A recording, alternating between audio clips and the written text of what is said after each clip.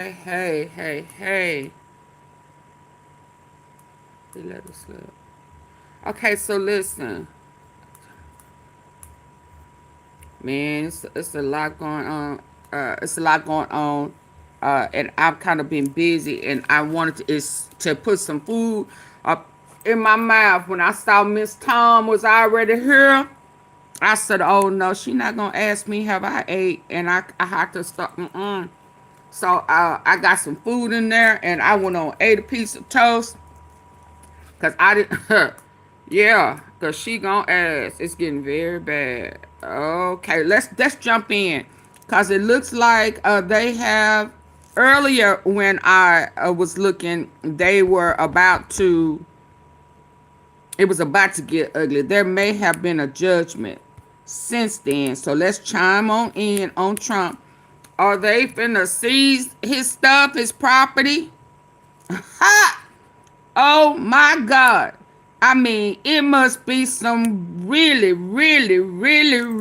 bad stuff in them Epstein files. If he has allowed it, first of all, he can't get a bond because they don't believe him and he don't pay his bills, and whoever the bonds people are, they really not believing, you know, and having favor with him. And then on top of that, he they still want to play games, and the judges are not down with it, and so they have to, cause they say he acted a fool yesterday in a private little meeting thing. He wouldn't shut up and all type of stuff. I wanted to play that one, heck, but since then, too much other stuff has happened this morning. But yeah, they said that the attorneys was trying to get him to hush, and he wouldn't hush. He wouldn't shut up. You know how your mama would say, "I said shut up," and you just kept talking. That's when you started feeling yourself, and you wanted to get your point across and all of that time. Baby, it done went down to the ground. Let's hear this.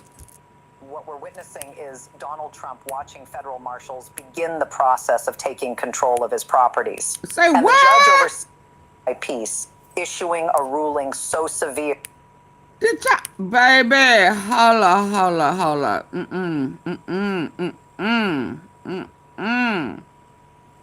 Donald Trump.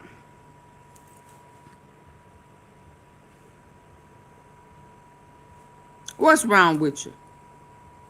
Let's hear this crap, man. That's whoa. It's that bad. Them Epstein files and his part in it is that bad.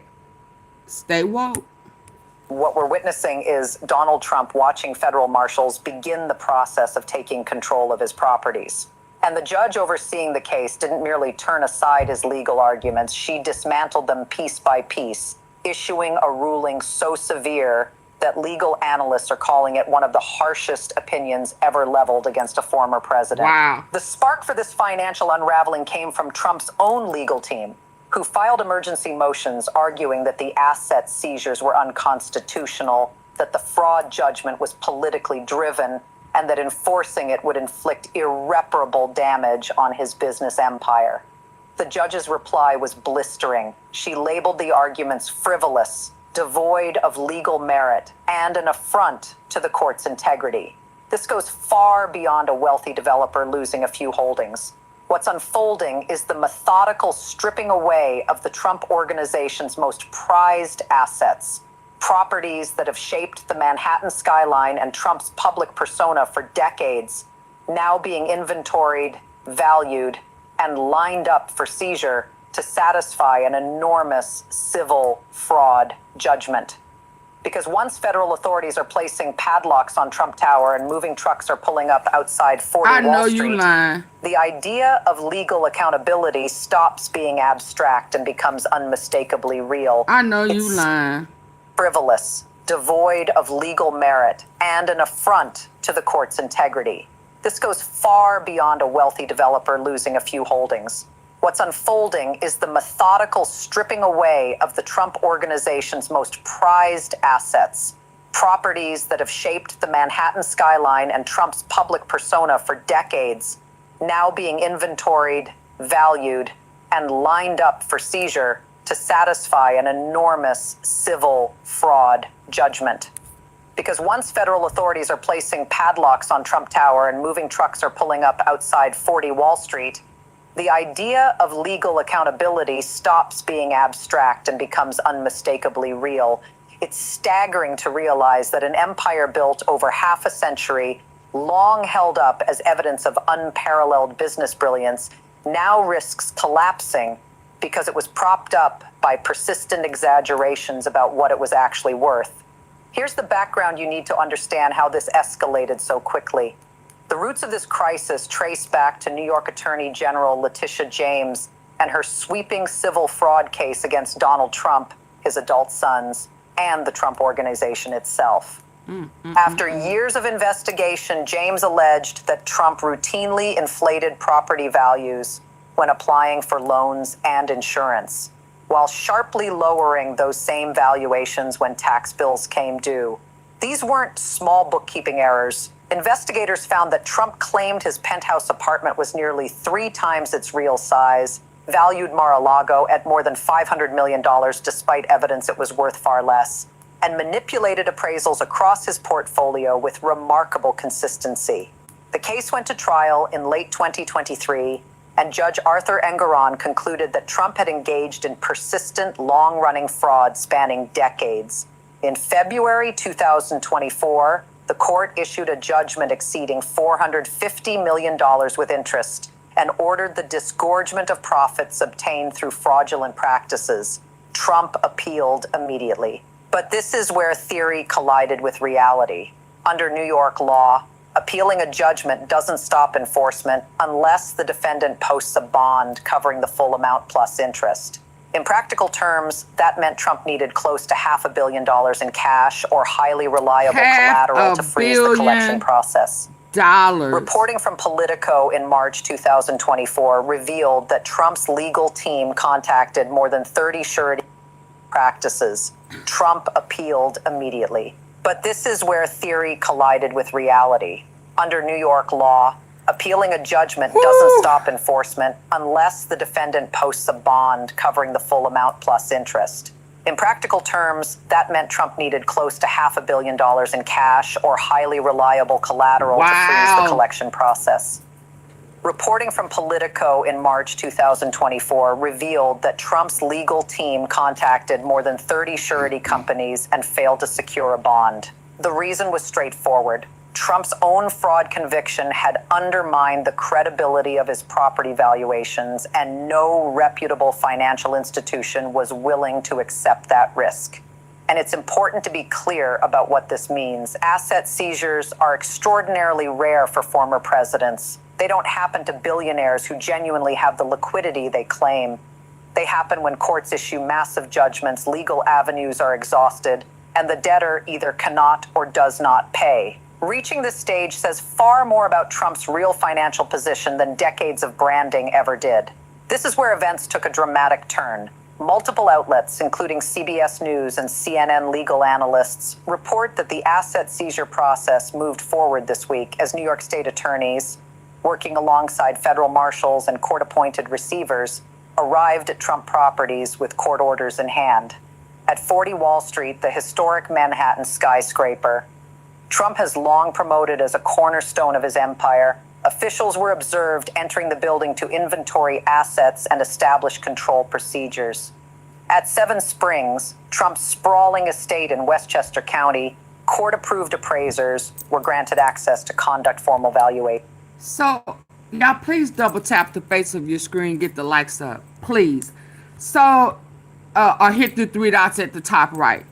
So, are you telling me they have already entered in and started seizing properties, Pat?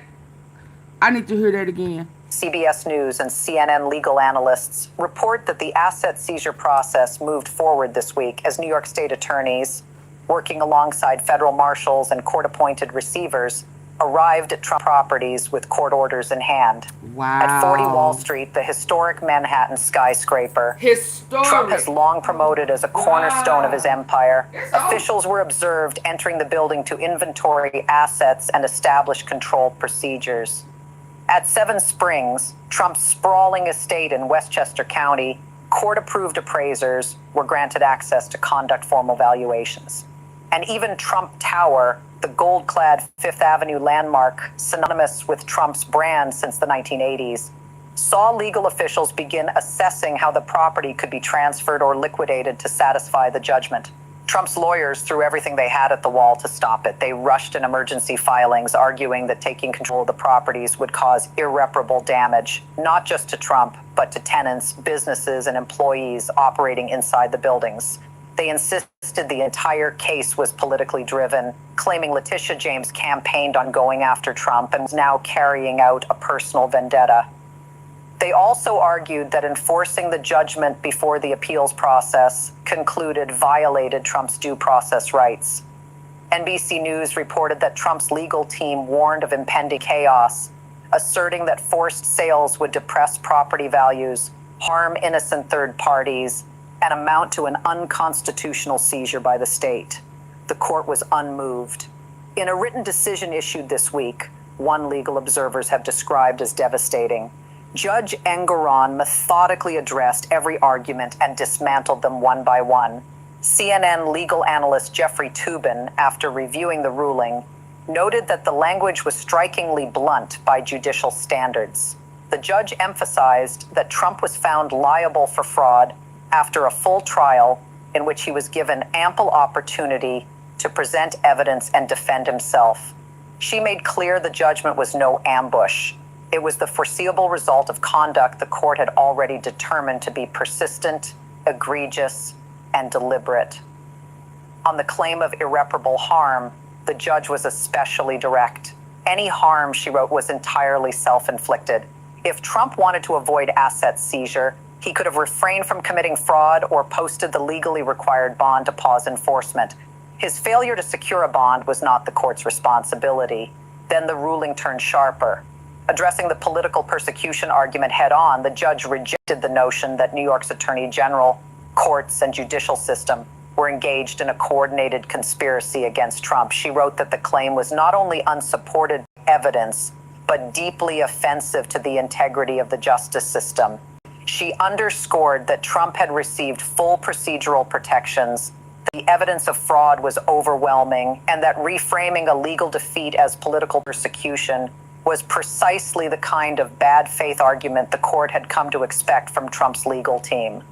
According to MSNBC's legal correspondent, the judge essentially accused Trump of trying to weaponize the appeals process, using procedural motions not to seek justice, but to delay accountability indefinitely. This isn't the first time Trump has responded to serious legal jeopardy with the same familiar playbook. Over and over, the pattern repeats. Fight every step, cry persecution, question the legitimacy of the courts, and refuse to accept their authority. Look at how he handled the classified documents case. For months, Trump insisted the documents belonged to him, claimed he had magically declassified them, and argued the National Archives had no right to recover them. He resisted subpoenas, ignored court demands, and left the FBI with no choice but to execute a search warrant. Even after he was indicted, he framed the case as a political witch hunt, insisting former presidents could keep whatever documents they wanted. Only when criminal charges and the prospect of prison became unavoidable did the messaging shift from "I did nothing wrong" to "maybe it wasn't technically legal, but everyone does it." The same approach showed up again during the January 6th investigations. Trump argued executive privilege shielded him from no longer being president. He sued to block the National Archives from releasing records to the House committee and urged witnesses to ignore subpoenas. When criminal charges followed, he pivoted to claiming absolute presidential immunity, asserting that anything done while in office was beyond legal scrutiny, regardless of legality. The responsibility. Then the ruling turned sharper. Addressing the political persecution argument head-on, the judge rejected the notion that New York's Attorney General, courts, and judicial system were engaged Thank in a you, Tammy. coordinated conspiracy against Trump. She wrote that the claim was not only unsupported by evidence, but deeply offensive to the integrity of the justice system. She underscored that Trump had received full procedural protections, that the evidence of fraud was overwhelming, and that reframing a legal defeat as political persecution was precisely the kind of bad faith argument the court had come to expect from Trump's legal team.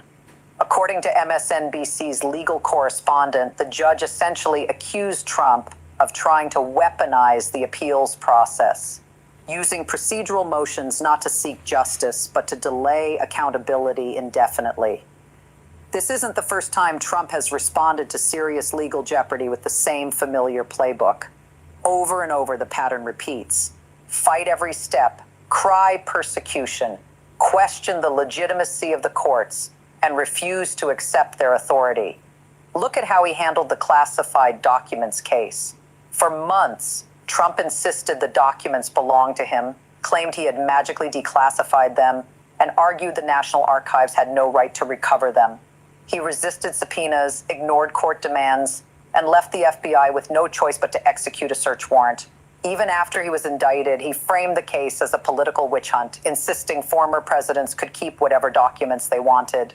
Only when criminal charges and the prospect of prison became unavoidable did the messaging shift from "I did nothing wrong" to "maybe it wasn't technically legal, but everyone does it." The same approach showed up again during the January 6th investigations. Trump argued executive privilege shielded him from testifying despite no longer being president. He sued to block the National Archives from releasing records to the House committee and urged witnesses to ignore subpoenas. When criminal charges followed, he pivoted to claiming absolute presidential immunity, asserting that anything done while in office was beyond legal scrutiny, regardless of legality. The strategy never changed: delay the process, appeal every ruling, declare the system corrupt, and hope time or politics intervenes before accountability arrives. And then there were the E. Jean Carroll defamation cases. After a jury found him liable and ordered him to pay millions, Trump immediately repeated the defamatory claims online, promptly triggering another lawsuit and another staggering judgment. Each case tells the same story: not a defense rooted in facts or law, but a cycle of denial, deflection, and escalation that only deepens the consequences. When the court required him to post a bond while appealing the judgment, Trump fought that as well, calling it excessive, politically driven, and fundamentally unfair. The pattern was unmistakable: commit the conduct, deny it outright, attack the accuser, lose in court, claim persecution, refuse to pay, and then weaponize every procedural delay available. This wasn't new behavior born in politics. Long before Trump ever ran for office, this was how he operated in business.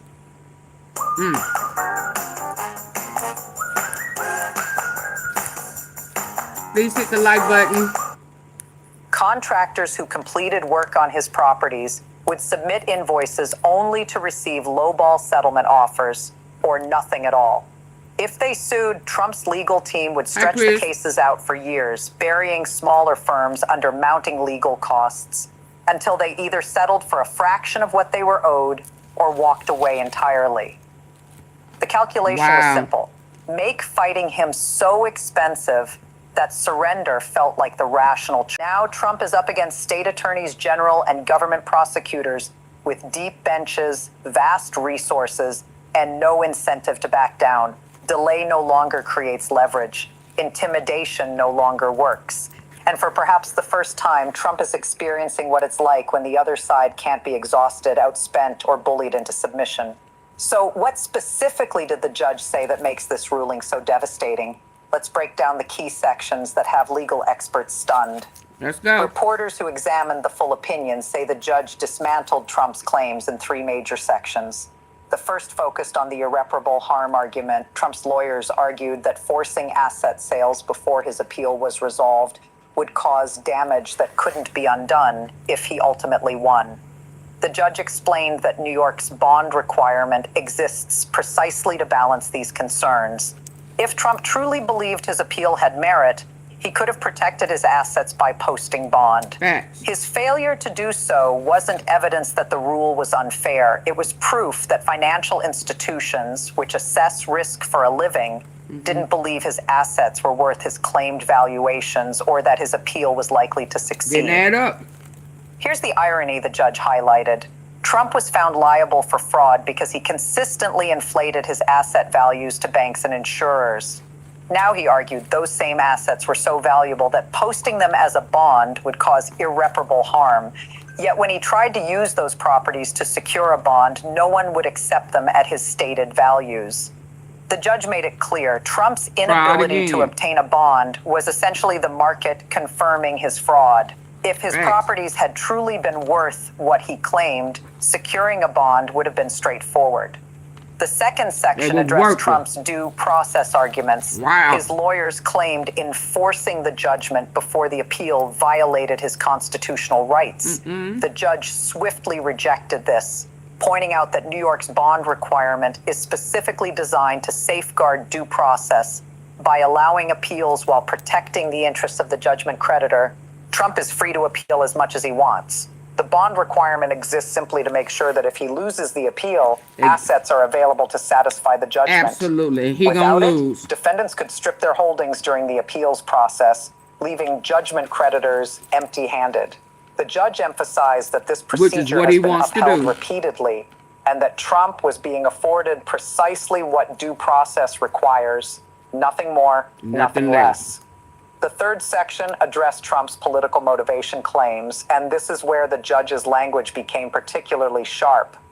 Legal analysts reviewing the opinion noted that she called out Trump's habit of claiming political persecution whenever he faces accountability as tiresome and beneath the dignity of any court proceeding.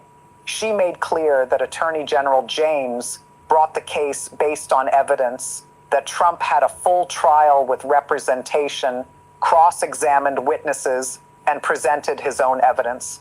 The court's findings, she wrote, were grounded entirely in that evidence, not in politics. Thank you for the makeup brushes. Further writing that claiming otherwise wasn't just Please hit the like button, everybody coming in. To erode public trust in the judicial system. Are listening in the cloud. She stressed, have both the authority and responsibility to reject such arguments decisively. This leaves Trump's legal team in an extraordinarily difficult position. On one side, they need to continue the appeal of the underlying fraud judgment, but that appeal is now proceeding while Trump's assets are being seized to satisfy that judgment. Every day that passes without a successful bond or stay is another day where properties are being evaluated, liens are being filed, and the infrastructure for potential sales is being established. On the other hand, Trump could try to find a way to secure the bond, but that would mean either convincing a financial institution to accept his assets as collateral, which the market has already rejected, or producing nearly $500 million in liquid funds, a sum he clearly doesn't have, despite decades of claiming billionaire status. The problem is that every legal avenue has already been attempted and rejected. His team has gone to appellate courts for emergency relief, denied, filed for stays, denied, argued constitutional violations. The courts aren't buying it. At some point, the arguments run out, leaving a simple reality. A court found you liable, you owe a massive sum, and if you can't or won't pay, your assets are seized. That isn't persecution. That's exactly how civil judgments are enforced. Legal analysts are noting that this ruling marks a watershed moment in Trump's legal troubles. Andrew Weissman, former FBI general counsel and a veteran of high-profile prosecutions, told MSNBC, "This is the moment when Trump's entire persona as a brilliant businessman and billionaire collides with legal reality. For decades, Trump has portrayed himself as a multi-billionaire, leveraging that image to secure loans, deals, and political credibility. Now, a court has found much of that was fraudulent, and the fact that he cannot secure a bond is the market confirming the court's judgment. This isn't just a legal setback, it's a confrontation with the core of Trump's identity." Ellie Honig, former federal prosecutor and CNN legal analyst, noted that the ruling is striking not just for its conclusions, but for its tone. Judges usually go out of their way to appear neutral, giving defendants every benefit of the doubt, especially when those defendants are politically prominent. For a judge to write language this pointed, calling a defendant's arguments bad faith and insulting to the court, signals rare frustration and disapproval. It suggests the court sees Trump not as a good faith litigant, but as someone treating the legal system as just another arena for manipulation and delay. A law professor who has often defended Trump's legal positions and even testified for Republicans during Trump's first impeachment acknowledged that this ruling was legally sound. Speaking to Fox News, he said that while he could understand Trump's political arguments about alleged bias, the legal claims his team raised regarding bond requirements and asset seizures simply didn't hold up. Let me tell you about my experience with the 5-day juice cleanse. As someone This who's good always tea, on the go, y'all. I was a bit skeptical about By time. He noted that New York's procedures are long established, repeatedly upheld, and applied equally to all defendants, regardless of political standing. Trump, the professor explained, was seeking special treatment, not equal treatment, and the courts were correct to reject his arguments. So why does this matter? Because this isn't just a headline-grabbing legal story. It carries serious consequences for Trump's business empire, his political future, and the broader question of accountability. First is the immediate financial impact. If the asset seizure process moves forward, Trump could lose some of his most valuable and iconic holdings. 40 Wall Street, 7 Springs, and potentially parts of Trump Tower could be seized and sold to satisfy the judgment. These aren't merely financial assets. They are core pieces of Trump's brand and public identity. Losing them doesn't just hit the wallet. It dismantles the image he has spent 50 years cultivating. Beyond the immediate properties, there's the cascade effect on Trump's other business interests. According to financial analysts who spoke to Bloomberg, many of Trump's properties operate on significant debt. If his marquee properties start being seized, lenders on other properties may trigger default provisions and accelerate debt repayment. Trump could face a cascade of financial crises across his entire portfolio. What starts as losing a few buildings to satisfy one judgment could spiral into a complete collapse of the Trump organization as various lenders and creditors move to protect their interests. Now let's look at what this could mean for Trump politically. His entire political brand is built around being a successful businessman, a deal maker who knows how to create wealth. Seeing his properties seized to satisfy a fraud judgment directly undercuts that narrative. There's a big difference between claiming the legal system is rigged and actually having your assets taken because financial institutions refuse to accept your inflated valuations. That's not political persecution. It's the market calling out fraud. Republican primary rivals and Democratic campaigns will certainly seize on this. Images of federal marshals entering Trump Tower with court orders to seize assets are politically powerful and damaging. They reinforce criticisms that Trump's business acumen was more style than substance. Voters who supported him because they believed he was a savvy billionaire may start questioning that belief when they see his empire dismantled under court supervision. Looking ahead to the general election, this creates a concrete, hard-to-spin visual. Trump's usual strategy, claiming persecution, rallying his base, and fundraising off legal woes, faces a challenge when assets are actually being seized. His core supporters may remain loyal, but persuadable voters in swing states may see these seizures as evidence that the smoke around his wealth might reflect a real fire.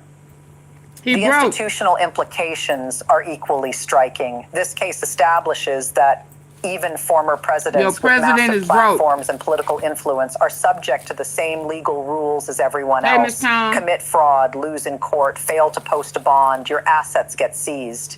Political prominence or claims of persecution do not create exceptions. That principle reinforces the rule of law.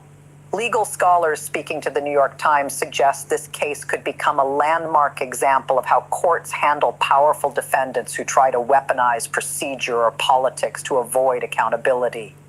The judge's pointed rejection of Trump's bad faith arguments may set a precedent, encouraging other judges to confront abusive litigation tactics directly, strengthening the system's ability to treat courts as venues for law, not political theater. This situation is creating absolute chaos within mega circles, exposing deep divisions over how to respond. Multiple news outlets have noted that Trump's supporters are splitting into sharply opposed camps, and tensions between them are escalating. One faction, led by figures like Steve Bannon and some of the more confrontational mega influencers, is framing this as a deep state attack. They argue that Trump should refuse to cooperate, daring authorities to remove him from his properties, and treat the moment as a call for maximum confrontation. On his War Room podcast, Bannon even urged supporters to surround Trump Tower and physically block any seizure attempts. At the same time, another wing of MAGA is quietly confronting the reality of Trump's legal troubles. Reporting from the Bulwark and other outlets shows that some Republican strategists and former Trump administration officials are privately acknowledging that his failure to secure a bond highlights serious issues with his actual finances. They worry that the image of Trump as a... So does that mean somebody who he was made some promises to let this slide, and I'll send you a little something strange, some piece of change? That check didn't clear, and they not covering from him no more. Y'all double tap the face of y'all screen if you're on your phone device, please. I hit the 3 dots at the top right. This is too good, baby. You hear me? They are seizing property. Oh my God. Oh my God. Oh my God. Savvy, successful businessman is being dismantled in real time, and that the fallout doesn't just hurt Trump personally, but threatens the entire Republican brand that has long leaned on his persona. Then there's a third group trying to straddle the line, claiming the judgment is unfair and politically motivated, while also suggesting Trump should have settled years ago or you found missed a way that to part. post the They bond. already there. Some Fox News commentators fall into this camp, attempting to criticize the process without fully endorsing Trump's choices. But that middle ground is becoming increasingly untenable as asset seizures move forward. Tensions escalated further when Trump himself took to Truth Social, posting in all caps to call the judge corrupt, label the attorney general a political hack, and claim that Democrats want to do to all successful conservatives what's happening to him. He's trying to frame his personal, legal, and financial disaster as a broader political narrative of persecution. Another riot. The problem is that the facts keep undermining that narrative. It's difficult to claim persecution when the evidence shows decades of systematic fraud, and the only reason assets are being seized is because no private institution will underwrite a bond using those same assets as collateral. The reality doesn't bend to rhetoric. Meanwhile, Democrats are taking a measured approach in their public response. Rather than celebrating, they're letting the legal process tell the story. Politico reports that Democratic strategists believe the image of Trump's properties being seized is so powerful it doesn't need spin. Voters can see the reality and draw their own conclusions.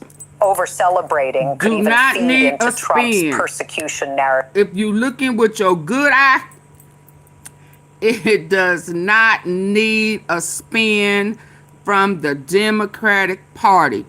The reality of it all is all we need. Your time is up. Your numbers fell below mega expectation, and I guess GOP. I mean, you just failed. You got 2 losses in the boo-boo sauce. Your shit stink. Now they want to tell you stink. They didn't want to tell you before, because they was trying to see what you could do. Now they say, oh, you good at it, shitting on yourself. Nigga, go change your diaper. Yeah, no. The answer is no. Can you, will you? No. No. You have already been found guilty of this. You still trying to defraud us. You still lying. We do not want to take a loss on you. Ain't this what happened between you and Epstein? The Epstein... Trump, now I'm looking at you with my good eye. Did Epstein tell on you because you played with him and you stole that property from up under him and he gave you a deadline? I mean, it's in the emails that was waiting on you. He said the dog ain't bit yet. That's you. You the dog. You the funky dog. You the stinky dog. You the atomic. atomic dog. You the dog. Yeah. And now he making you smell your own shit. That's how you train a dog, ain't it? Ain't that how you train a dog? I mean, I ain't no dog lover. I'm just not one. Now, Scooter brought home two during Christmas. I mean, I don't know what that's about. But anyway, I ain't no dog lover like that. Baby, but ain't that how you train a dog? Make them smell their own shit. Yeah, you being taught a lesson. Yeah, they don't want to work with you no more. Yeah, baby, this is worse than your brother putting the mashed potatoes on your head. Baby, how embarrassing. I told them people you was broke. They didn't want to believe me. They said, Auntie Fee hating. She don't know what she's talking about. Told them you was broke. I told her only time you rich is when you want a property or you want a loan or you need some money. But then you turn right around during tax time and you say you broke. Everything was a loss. Yeah. Yeah. And then when it came PPP time, you led people to believe that it was okay to defraud the government by inflating their paperwork. Yeah, they did exactly what you do. They said they had something and they didn't. They fudged the employee numbers and they just flat out lied. Yeah. Now here you are being held accountable. See, I knew you wasn't right when you was misleading the people, and I was hating at the black people. You know, the 50 Shades of Brown. Yeah. Was falling for the banana in the tailpipe as if they could trust that you was gonna do right by them. Yeah, so if them people come knocking at their door like hell, they at yours right now, what they gonna do? And you done cut this and cut that. And then they gonna be a convicted felon and they ain't gonna be able to get no assistance. Yeah, so they need to cut your assistance off too. Everything that they gonna get, hell, your ass need to get too. That's my final answer. Let's go. So they're largely staying quiet and letting with your funky ass to remove him from his properties and treat the moment as a call for maximum confrontation. On his War Room podcast, Bannon even urged supporters to surround Trump Tower and physically block any seizure attempts. Surround Trump Towers? They're going out to Trump Towers too? Where Diddy was doing some of his dirt, where some of them freak offs and shit was going on? What? Where Erica Kirk daddy helped? Oh, shit. Oh, I wasn't supposed to say that. I wasn't supposed to bring up Erica Kirk and her daddy. Oh, okay. Well, carry on. Chaos within mega circles, exposing deep divisions over how to respond.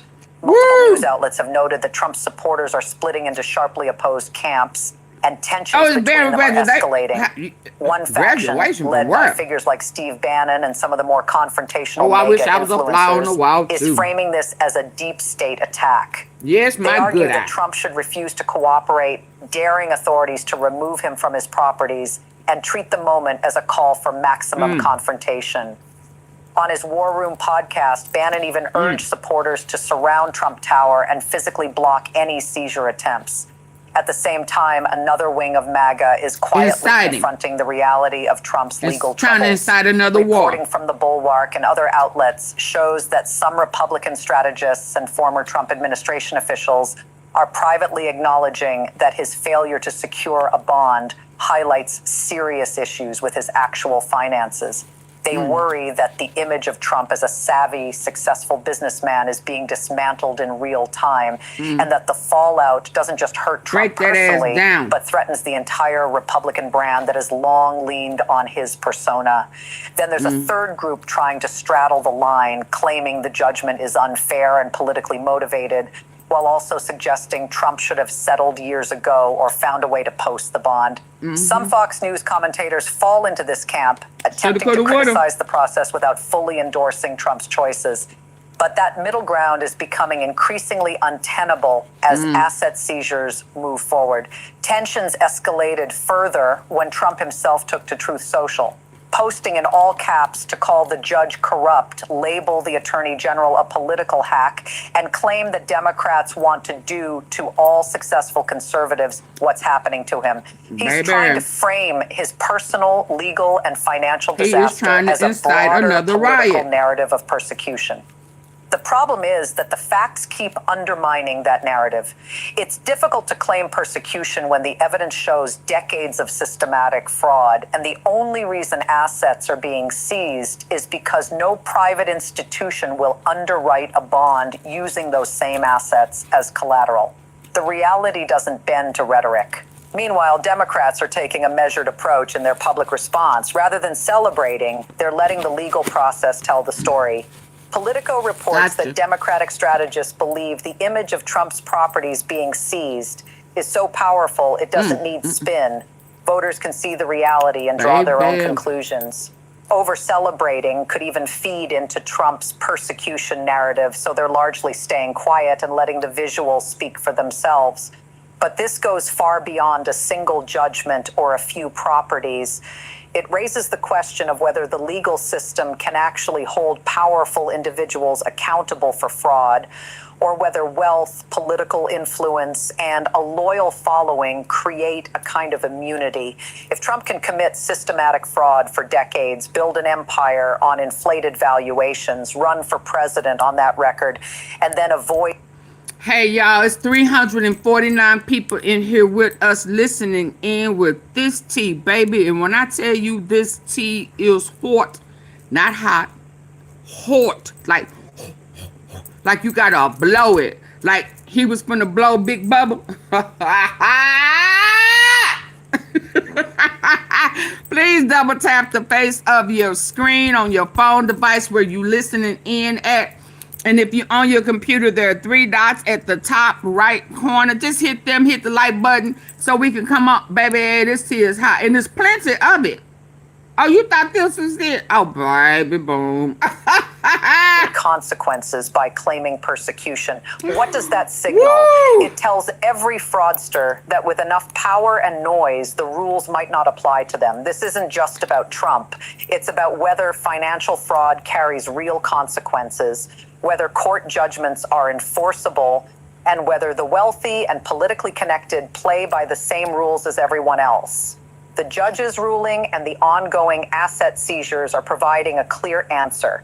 No one is above the law. Political support doesn't shield you from accountability. Thank you, Janet, for the floating hearts. If you can't post a bond because no one believes your asset valuations, that's the market speaking, confirming... Where your money at, man? Where your money at, man? Huh? Where all them billions? Huh? Oh, you don't? Okay. So, if you can't get a bond, I got a solution for you. Now, I don't want you saying I'm just mean and I'm trying to be funny and I don't, you know, whether I like you or not, I still have to, try to be, godly sometimes, I recommend you get on the horn. Now, I done came close to the phone, so you want me to whisper. You don't want everybody to hear me to tell you this. Okay. Oh, because you want to act like this was your idea. Oh, okay. Okay, you want me to let you steal this from me. Okay, DT. I suggest. I'm looking to the left and to the right. Make sure ain't nobody listening to this, okay? Auntie Fee, did you just lip pop here? Oh, yeah, I got a lip pop. This is good stuff. This is good stuff. It's between me and him. Shh. I suggest that you call Bibi Netanyahu. You see that? I said his name right. I'm going to say it right for you because I know you feeling some type of way. I suggest you call your friend. You've been saying you his friend. He said last week he ain't never had a friend in the White House like you. You his best friend in the USA. I suggest you call your best friend, pro-Israel, Bibi Netanyahu, the one that you wanted the president of Israel to pardon. although he was a war criminal. I suggest you call Bibi Netanyahu and ask him for a favor and ask him for some of that money, U.S. money, from the Treasury. Yeah, I suggest you call Bibi Netanyahu and asked him for some of that money back. I don't think the deal is quite gonna go through, BB. You, my friend, I'm sure you understand. I need that money back. They coming down hard on me. They not falling for that banana in the tailpipe. They said it's too much shit back there.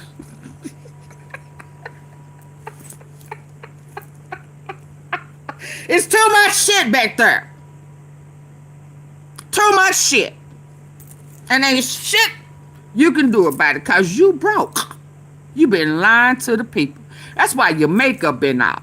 You been using that dollar store at, it ain't the dollar store no more.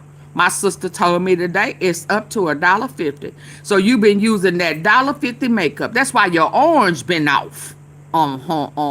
That's why you been walking all weeble wobble because you been using the $1.50 store medicine. Yeah, absolutely. That's why you been dizzy in the head because your money ain't right. Why you trying to act like you better than everybody else? Like you trying to act like you don't like the darker shade of brown? Huh? Like your money still long. You taking holidays and park days and DEI away from folks. Some of them folk believed in you, man. Huh? Wouldn't it be funny if somebody that's on the darker shade of 50 Shades of Grey buy your property? Lord have mercy. Oh my God. I wonder have Diddy told on you. Huh? I wonder is Diddy getting the deal behind the scenes? Why he done got a big old jail cell and shit and being allowed to let people have a real holiday, a Thanksgiving, turkey and stuff. Is he snitching on you behind? Is Jeffrey Epstein still alive? Is he pulling strings behind the scene? Cause this kind of feels similar to some of the shit you did to him. Baby boom. I can't wait. Let's go. The fraud, not enacting persecution. Russia and Israel has bailed him out in the past. Donald Trump is now seeing federal marshals. Hold up. I backed it up. But didn't he give, who did he give the farmers to? The farmers' money. He had lied to our farmers in the U.S., having them thinking he was their friend. Ain't nothing like a farmer. We need farmers. Hey, black people, darker shades of brown. Argentina. Y'all, I done took everything from y'all. Y'all needs to get y'all asses out there. Y'all talk about your black is beautiful, your brown is glistening and stuff. Get your ass out there in the field and go in and help the farmers out. That's why I positioned some of the shit the way it was. My mind was that we was going to get free labor. We was going to put y'all asses back out in them fields. We wasn't going to call it the cotton field and the watermelon fields because we know y'all a little sensitive about the type of fields your ass want to be off into. So, was that your plan? Well, that was your plan? Well, I suggest you take your ass out there since you broke and you need one of them banks to secure a bond for you. You need to plan, instead of you fucking with the East Wing trying to build a tunnel up under there for you to funnel some kids, because that's how you was going to get your money up, right? Yeah, you take your ass and you build a field to help the farmers since you done gave the farmers Argentina they money. Yeah. You played in everybody's face who wasn't paying attention to how you was moving. Yeah, once you play with us about God, oh yeah, you trying to convert Christians over to this Zionist bullshit where y'all be sacrificing, graping, and aping kids and putting it to the big ass owl with them horns and shit coming out his head. You thought that I was gonna go for that? Oh no, dog. I wasn't letting up for shit. Yeah, you redirected my whole route when I saw that you was playing in our face, lying on God. Yeah, trying to convert Christians by whitewashing the Bible. Hell, history should have been enough. No, y'all want to redirect and whitewash the Bible, talking about Israel, and can't nobody speak against Israel, because if you speak against Israel, you speaking against God, and y'all over there killing, stealing, graping, and aping, sacrificing, doing everything opposite of God, and you want to tack Christian to that Zionist, devil worship shit. And then you told us through Bibi Netanyahu that you had every intention on going through mega churches, manipulating them, and all along y'all. That's a part of one of y'all. Oh, that was one of y'all routes. Like y'all, what's her name? Harriet Tubman. So you was gonna traffic kids through babies and shit through churches too? Why y'all stealing? Oh, wow. And misdirecting, misquoting the Bible on purpose? Oh, so y'all had a whole plan. So that was y'all underground railroad through the mega churches.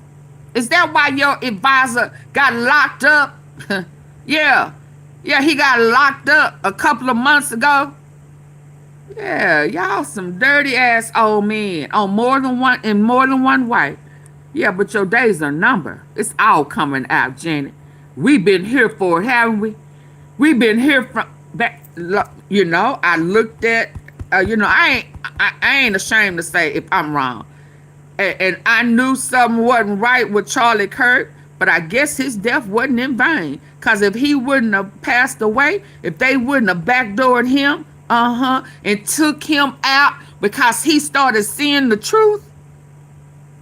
Yeah, he had all the faith and belief in you and Bibi Netanyahu till y'all started slipping up greed. Yeah, and y'all took him out. And then you gonna raise him up in death like he's a martyr. Yeah, we gonna flag half staff like he's some political official, like he God or some damn body. Yeah. Yeah. See, had y'all not took him out, you took him out too soon. Our eyes was on the whole process. And it ain't over, boo, because Candace ain't letting up, and she ain't scared of y'all. She ain't scared. She ain't scared. Let's carry on. Fraudster that with enough power and noise, the rules might not apply to them. This isn't just about Trump. It's about whether financial fraud carries real consequences, whether court judgments and a loyal following create a kind of immunity.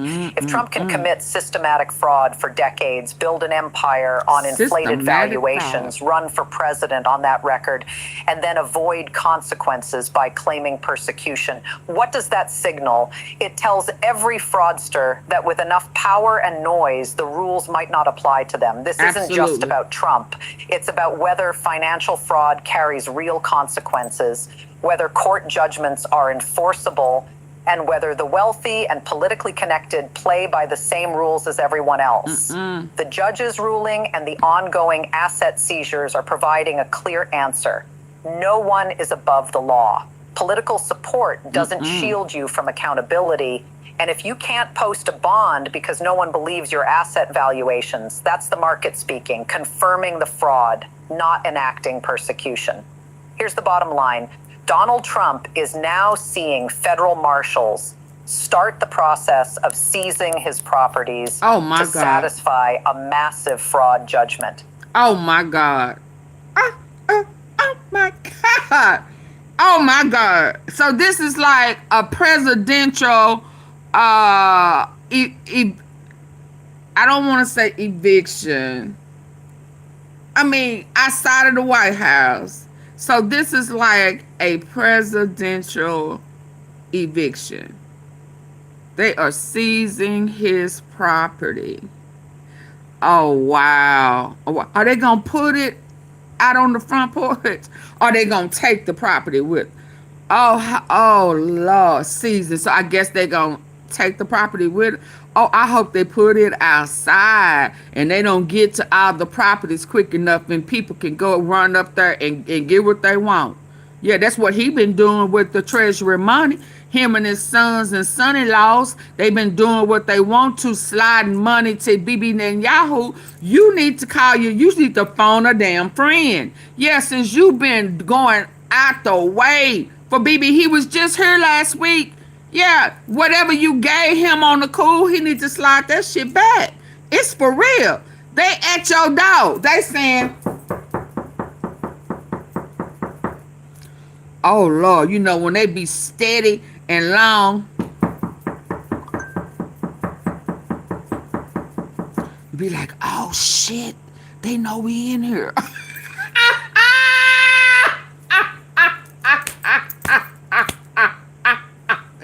Yeah, get on the floor. Get on the floor. You got a towel. Put that towel over your faces just in case they shoot that shit in here. Yeah, they at your door. They at your door. Same charges he tried to bring on. Yeah, that's the reason why he brought them charges. He was mad. He wanted delay. He wanted them to feel humiliated. He wanted them to be mug shot and fingerprinted. He wanted them to go through all of that whole process that he went through. See, the difference is they had legitimate charges. Yeah, the banks and shit told on you and confirmed it. There was not one bank that confirmed that she had done anything wrong. He big mad. Ooh-wee. I bet you he looked foul in the face, and I bet you he funky as hell. I bet you that. Karma is knocking at his door. Not door. Door. Yeah, but he needs to phone a friend. He needs to get some of that money back from pro-Israel. Where that lady? What's her name? Middleton? Where that woman? He said they gave him $100 million on that last. Why you broke, man? People done been giving you, and you had the nerve, to use their donation to knock down the east wing of the White House? Yeah, because you was going to build a tunnel to traffic kids. You was going to build the same type of a tunnel like the cartel, the Sinaloa cartel, who built that tunnel, and that Mitch Snow, who contacted Candace Owens when he found that tunnel, and they and he couldn't talk about it for 35 years. Why? The C, the I, and the A, the F, the B, and the I sick. You know how they sick them people? A bunker. Yeah, but he had tried to do that bunker before. Yeah, he was going to do a full out trafficking tunnel like the Underground Railroad.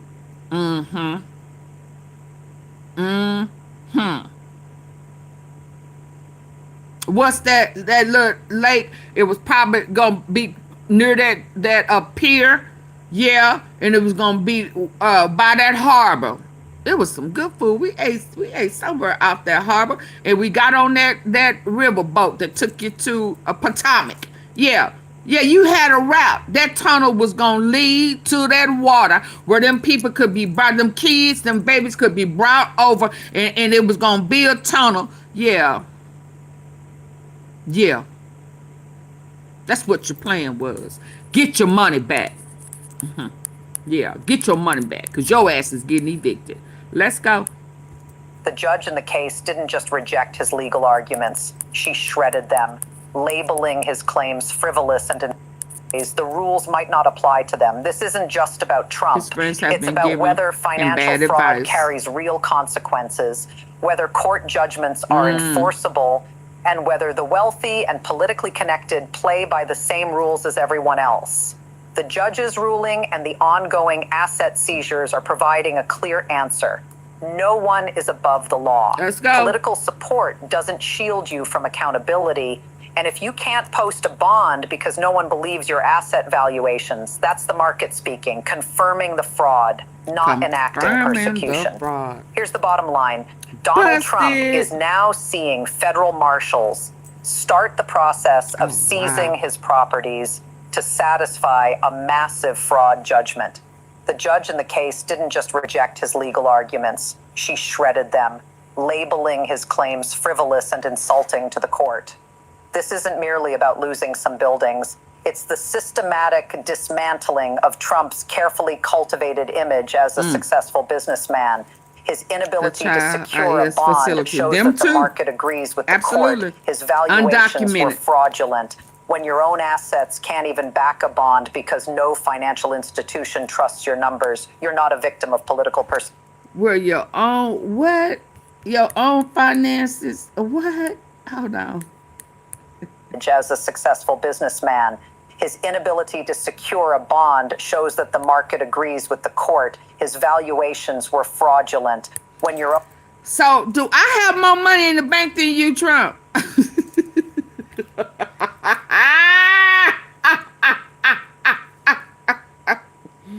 I mean, I wouldn't be trying for no $1 million bonds or, but dude, huh?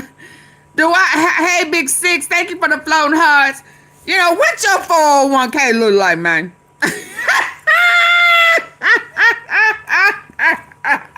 Because I can get a loan. I mean, can you get any loan? Will they loan you any money?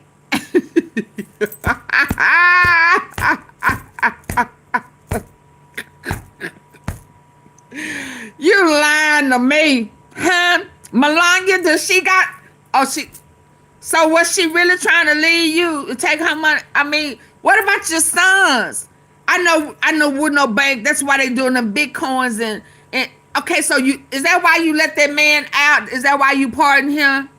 Uh-huh. Oh, it's making sense now.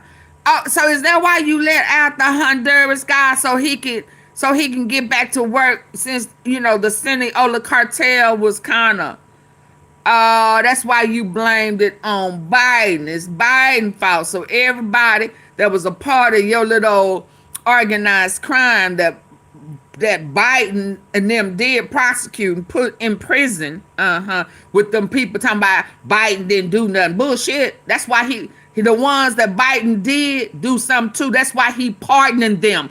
Every last one of them, he put in, except Epstein. Okay? Yeah, he moving them so that they can get the ball to rolling. Hell, that almost kind of sound like that shit with Mo3. When what's his name? Big Daddy. Yeah, Big Prince. Went to Oak Cliff with old boy telling him that everybody money is funny, not just in the Dallas and in Texas, that the whole pipeline was being affected. Yeah. So now he feel like the whole pipeline been affected, and that's why I know it ain't necessarily that one, but it just sounds similar. The story sounds similar. Absolutely. Yeah. So you need some money. So let me pardon him. All my crooks, that can get the ball rolling again. Let me blow up Venezuela so they won't be bringing no money in because they didn't make no deals with me. Yeah, I can't make no money off of them. Somalia, they don't want to play ball. Let me shut down everything. I'm going to make you make me some money. And if I can't make no money on you, I'm going to shut your shit down. So that's the real reason why he bombing them boats and shit. Yeah, he mad because of Venezuela. did not want to play ball with him. So he let Honduras out to continue to the drug pipeline of it all. Yeah. Yeah. Yeah. And Candace fucking around with the Egyptian planes and exposing the military bases and stuff, because we was finna put Erica Kirk back to work with her orphanage shit so we can funnel some more kids and make some more money. Get the trafficking back on point, the guns, Nigeria, let me help their asses out so we can get some gold. I want y'all to stay woke with that too. Stay woke with the guy who friends got unalive. Did y'all see the bodies of them? I mean, wow. I mean, I started saying, did he know? That Joshua and whoever, did he know? Did he know anything about the trafficking? I mean, was he supposed to take a fall in that fight? I mean, why was he over in Nigeria? Wait a minute. Do he have business with Trump? That was horrible. Did y'all see the bodies of those two friends of his? And he walked away and folk beheaded? Yeah, that's a whole nother story. That's a whole nother storyline. I was going to start digging into that once I saw a paperwork party and the real pictures of them two guys' bodies. Something ain't right with that. Something ain't right with that. But anyway, let's finish this up, baby, because there's a lot going on. Where my likes at? Get the likes up. Say what? Where my likes at? Get the likes up. Say what? Yeah, get them up. Let's go. Double tap. Own assets can't even back a bond because no financial institution trusts your numbers. Yeah, we richer than Trump. You're confronting the consequences of your own dishonesty. And when a judge uses unusually pointed language to dismiss your arguments, you've lost more than the legal fight. You've lost credibility. If Trump manages to avoid real consequences through delay or political maneuvering, it would send a dangerous signal that systematic financial fraud is acceptable if you are powerful. Well, why was he over there bombing for them? That would undermine the very principle talking about it was about Christians. Applies equally talking about it was about Christians being now at his New Year's Eve party. He talking about he want peace, love, and peace on earth. Selling pictures of Jesus. I said, look at the devil. Yeah, why did he get involved? Why was he over there striking, bombing over there, saying he was helping Nigeria? Yeah, and then that man over there in Nigeria, same thing kind of happened in Qatar, Egypt, with that peace stuff. And them two guys that didn't agree with the peace deal got ran off the road. Y'all remember that? It was 2 or 3 of them. 3 of them, I think. They got ran off the road on their way to the summit, to the peace treaty, to the peace deal. Yeah, they got ran off the road, just like what happened in Nigeria. But all 3 of them perished. Y'all better stay woke, boo-boo. That's all I'm saying. Let me finish this out. I don't ate. Miss Tom, I just finished eating. Yeah, there we go. Let's go. Situations were fraudulent. When your own assets can't even back a bond because no financial institution trusts your numbers, you're not a victim of political persecution. You're confronting the consequences of your own dishonesty. Oh, wow. And when a judge uses unusually pointed language to dismiss your arguments, you've lost more than the legal fight. You've lost credibility. If Trump manages to avoid real consequences through delay or political maneuvering, it would send a dangerous signal that systematic financial fraud is acceptable if you are powerful enough. That would undermine the very principle that the rule of law applies Because equally to Nigeria got everyone. written out by Keep Donald watching Trump. this story. The asset seizure process is ongoing, with additional properties likely being evaluated and prepared for takeover. Trump's appeals continue, but without a bond to halt enforcement, the legal pressure remains immediate. And politically, the image of Trump Tower or other properties potentially changing hands will resonate through the 2024 election in ways that are difficult to fully predict. The stakes have never been higher, and the financial consequences have never been more real. Oh, ooh wee, ooh wee, ooh wee, ooh wee. Who is Betty? Hi, Betty. Hi, Betty Lawson. Ooh wee, ooh wee. It's the weekend, baby. Hold on, y'all. Please, please, please, please, please, please. Double tap the face of your screen.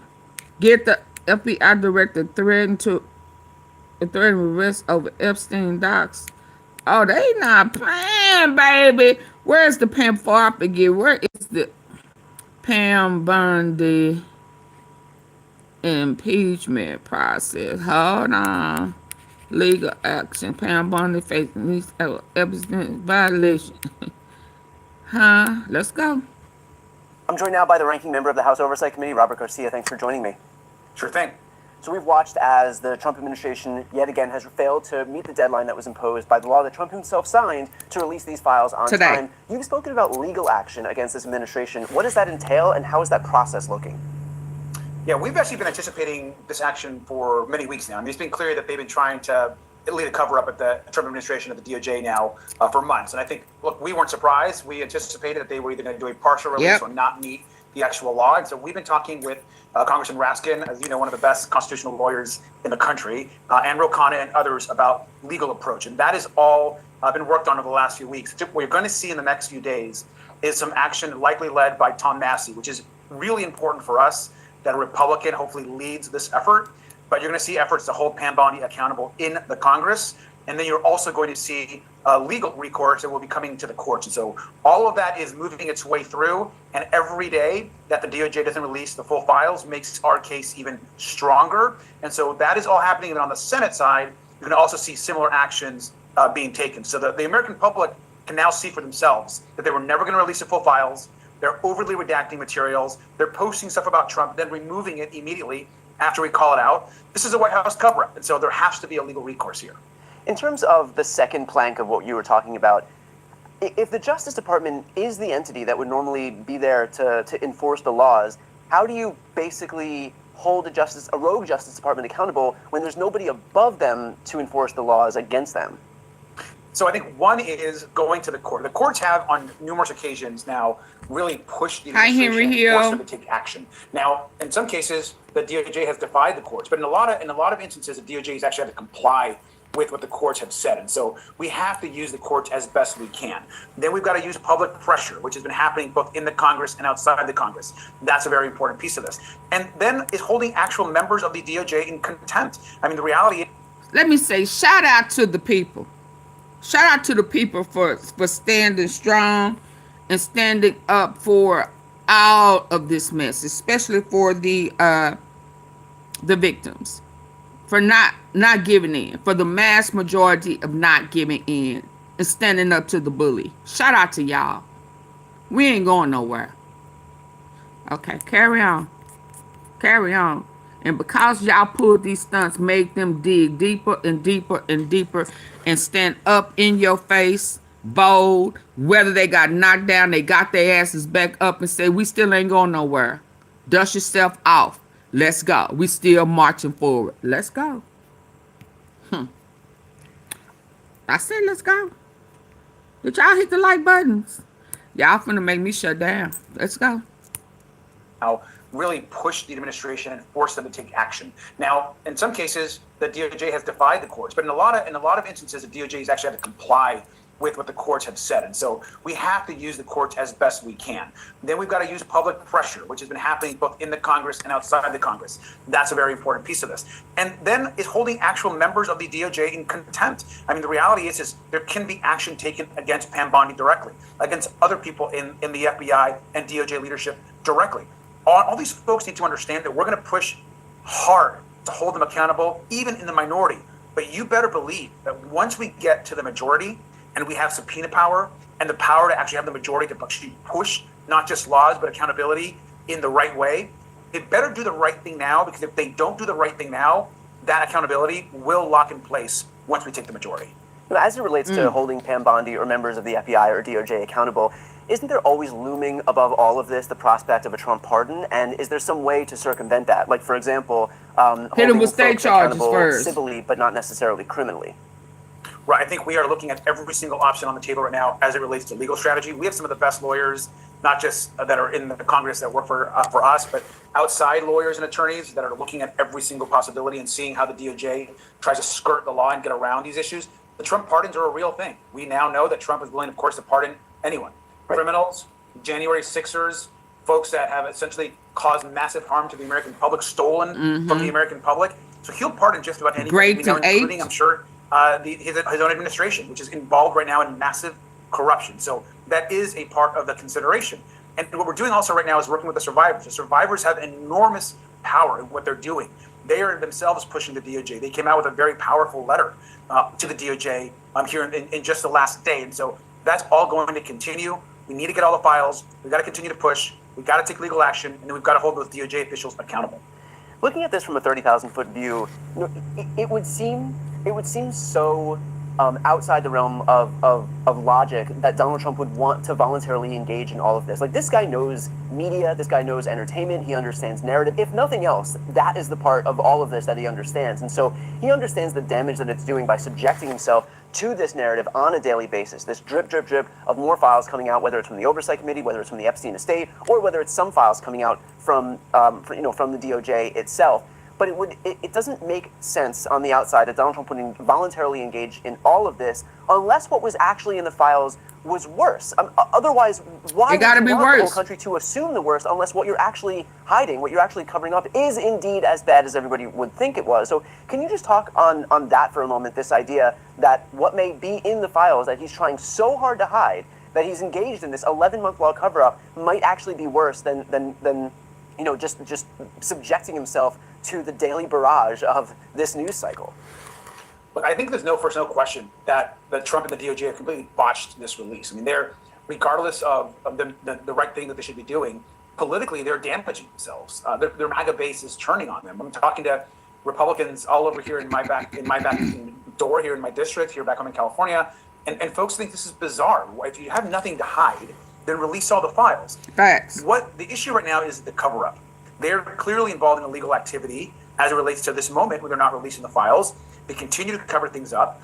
We don't know exactly everything that's in the files. We suspect some of the things that could be in there, but what we're trying to get to is just the truth. All we want is justice for the survivors, and we don't care who the powerful men are that cause harm. What Donald Trump should want is he should join us in going after every single powerful man that hurt, trafficked, abused women. That is the goal here. We want it hurts his friends. That's what he said. It will hurt his friends.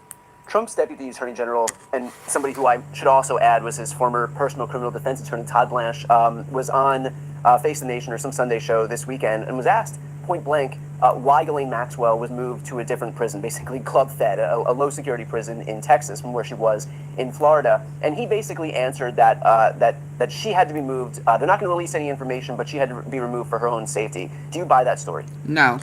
Insane. This is crazy. Everybody in jail. And so life has been threatened. Lawyer has this meeting with her, as we know, at secretive meeting that we know nothing about. And then soon after that, she gets moved to another facility. And just what this interview just happened a day or two ago. And now in this interview, he finally says that somehow she is moved and he had nothing really to do with it, that it was for her own security. So for her own security, she's being moved to a less secure facility, and that it was the Bureau of Prisons that made the decision, and that Susie Wiles and nobody at the White House has any idea what's going on when she is one of the most high-profile felons in the custody of the government. Give me a break. I mean, we're not idiots, and the American public is not stupid.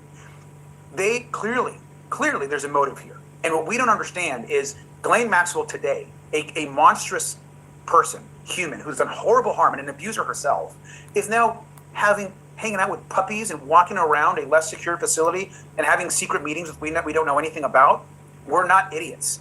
there is a cover-up happening. Why was Ghislaine Maxwell moved? What was she told? Was she promised anything? These are the questions that we have. And another thing, James Comer promised us that we would get Ghislaine Maxwell to testify in front of the Oversight Committee. Now that she's refusing to do so, he seems to like forgotten about that request. And there's pressure from the Republicans to get Ghislaine Maxwell in for a deposition. He wants everyone else in but her, when we know she knows more about this than anybody else. Would it be up to James Comer then to be able to bring in Todd Blanche to get some answers in terms of what actually happened with Ghislaine Maxwell? I'm presuming the only way there's going to be any answers is if he's asked these questions, under oath in front of Congress. But I also presume that unless James Comer and the Republicans on that committee actually move forward to subpoenaing him, then it's not going to happen. That's exactly right. I mean, we are, we don't have the majority, right? So we don't have the power to subpoena unless we somehow force the Republicans to join us, and we've done that a few times. But we can't get Todd Blanche in front of us. We can't force Pam Bondi in front of us unless we get the Republican majority to actually move with us. And so James Comer, if he really wants transparency, we should be demanding answers from Todd Blanche, the head of the Federal Bureau of Prisons. He got her life, Norris. We should be asking questions of Pam Bondi. Who you talking about go get her life? Surely you're not talking about this guy right here. You better go tell Trump to go get a U-Haul. Yeah, the marshals and shit is seizing his property.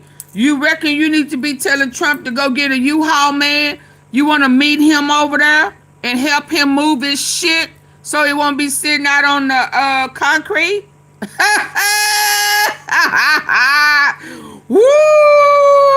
Woo-wee! Go rent your partner a U-Haul. He can't get a loan. Yeah, you over here wasting time trying to be smart and sarcastic. He needs y'all help.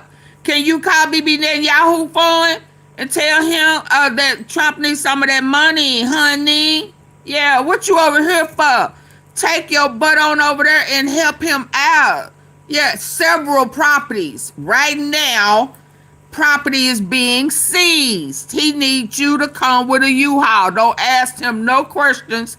Just get over there with a U-Haul and help your superhero, PDFer, pickle sucker. Yeah, I could go on, but I'm gonna slow it down. Yeah, so you can get a chance to go over there and get a U-Haul. Don't call. Don't try to call and ask him, do he need it? He need it. Yeah, leave from over here, Norris, and go on over there with a U-Haul and help him get that shit up out of there. Yeah, he's getting evicted. The former FBI directors. We wanted to have some of the former FBI directors come in. Woo! James Comer dismissed it. I mean, he just, he doesn't think it's about time, so Richard. That work's got to continue. And when we win that majority, the Oversight Committee on day one is going to get answers. And he should have released the Epstein files. And that's exactly the point that I wanted to discuss. What can you commit to in the event that Democrats are able to? He should have released the Epstein files. Chairman of the House Oversight Committee. Well, I can tell you on the Epstein investigation, what all of the folks that we need to talk to. Former members at the FBI, rank and file folks that are critical. Certainly, most importantly, Pam Bondi, Kash Patel, folks have been involved. Put all their asses in jail too. Banks, all of the folks involved. On day one, we'll put out a substantial list and a subpoena. Oh, well, they could have been done, gave it to him. Loud, I ain't finna try to figure out your first name, but Loud, they could have been done, gave it to him. When the banks wouldn't give it to him, why they didn't give it to him then? Why they didn't tell him to stop giving BB Netanyahu the money, man? You gonna need it, cause we ain't gonna help you. Huh? He didn't get the memo. They sent that ass a memo. But remember, he really can't read. Yeah. Hello. It's helping Bondi and Patel to redact them files. I don't know about that. I think Epstein ass is sending them, like they said, they know exactly what is supposed to be there and what names are supposed to be there.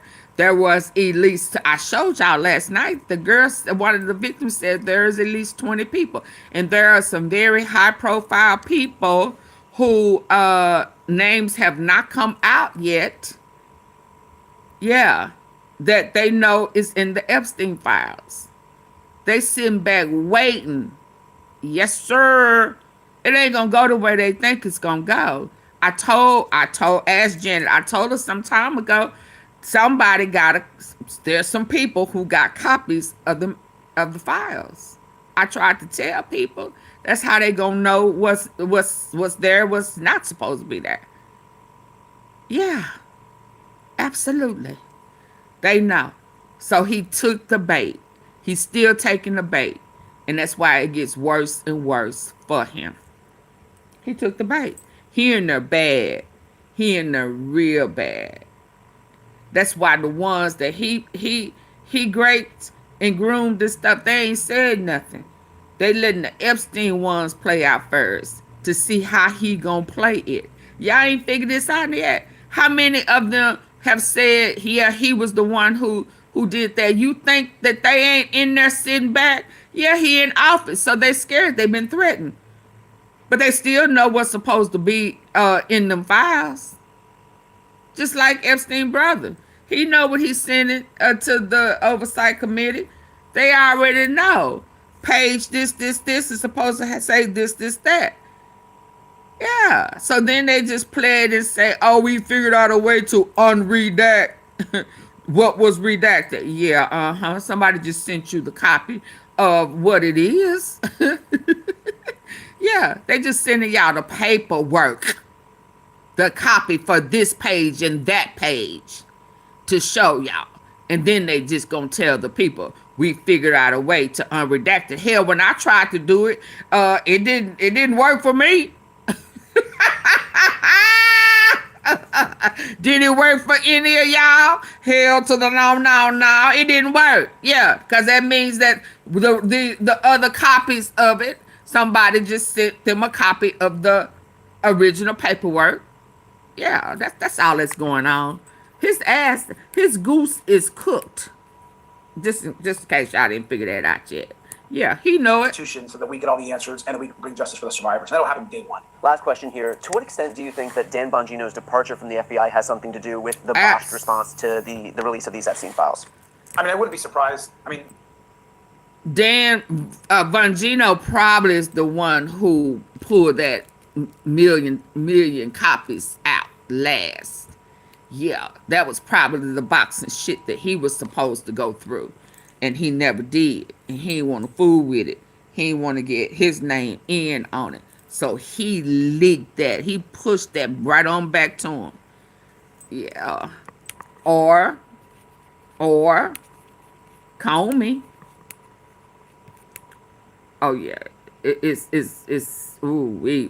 Let's go. Epstein was Dan not a fool. Bongino is someone that spent a lot of time photos podcasting and talking about releasing the files and transparency. He knew they was coming. He sees probably this botched response. Just like he knew Trump released the files a few sold months them out. ago. It's a joke. This administration is involved in a cover-up. It's time to bring justice and the truth. We just want the truth. All we want. And Republicans keep saying, oh, aren't you nervous that all these Democrats? I've said before, we could care less. We don't care. They keep putting Bill Clinton as if our red line is Bill Clinton. It's like nobody cares about Bill Clinton. Anybody in the files, left, right, or center, if they've done something wrong, they should be held accountable to the fullest extent of the law. 100%. Anyone that's in the files, anyone that knows anything about Jeffrey Epstein or his activities, we want to talk to. We'll leave it there. Congressman, thanks for staying on. Period. Anyone. We don't care. Like said, I'm going to say it again. We don't care. If you in there, you must come out. We don't care. We don't care. Oh, Melania. Oh, yeah, she's sick. She mad. Oh, yeah, she rushed to court, too.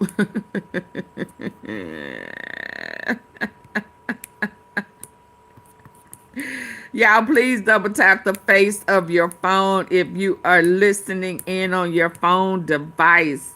We got to get the likes up. It's 298 people in here. Get the likes up. Get the like button. Hit the like button. That is for one in the back. Yeah. Hit the like button, y'all. Come on. Let's go. We got to get the likes up. Got to get the likes up. Oh, Lord. Okay, I'm finna have to go. Shout out to you. Yes, Melania. She had a court date, too. tried to play with Wolf.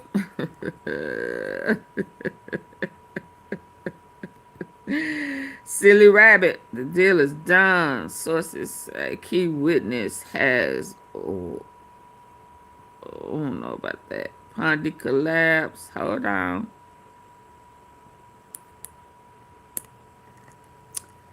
Here we go. This is what would happen to your body if you ate mood sleep gummies every day. Day 1, you take your first gummy at bedtime, maybe expecting disappointment. A violation that is serving as a... So friends, we just learned that articles of impeachment are being drafted by a bipartisan team of congressmen to impeach Attorney General Pam Bondi and Deputy Attorney General Todd Blanche for their clear, obvious, and inarguable violation of federal law, the Epstein Transparency Act, a violation that is serving as a cover-up. So friends, Donald Trump's Attorney General, Pam Bondi, is violating federal law every minute of every day that she refuses to disclose the Epstein files, as is required by legislation that was signed into law by Donald Trump himself.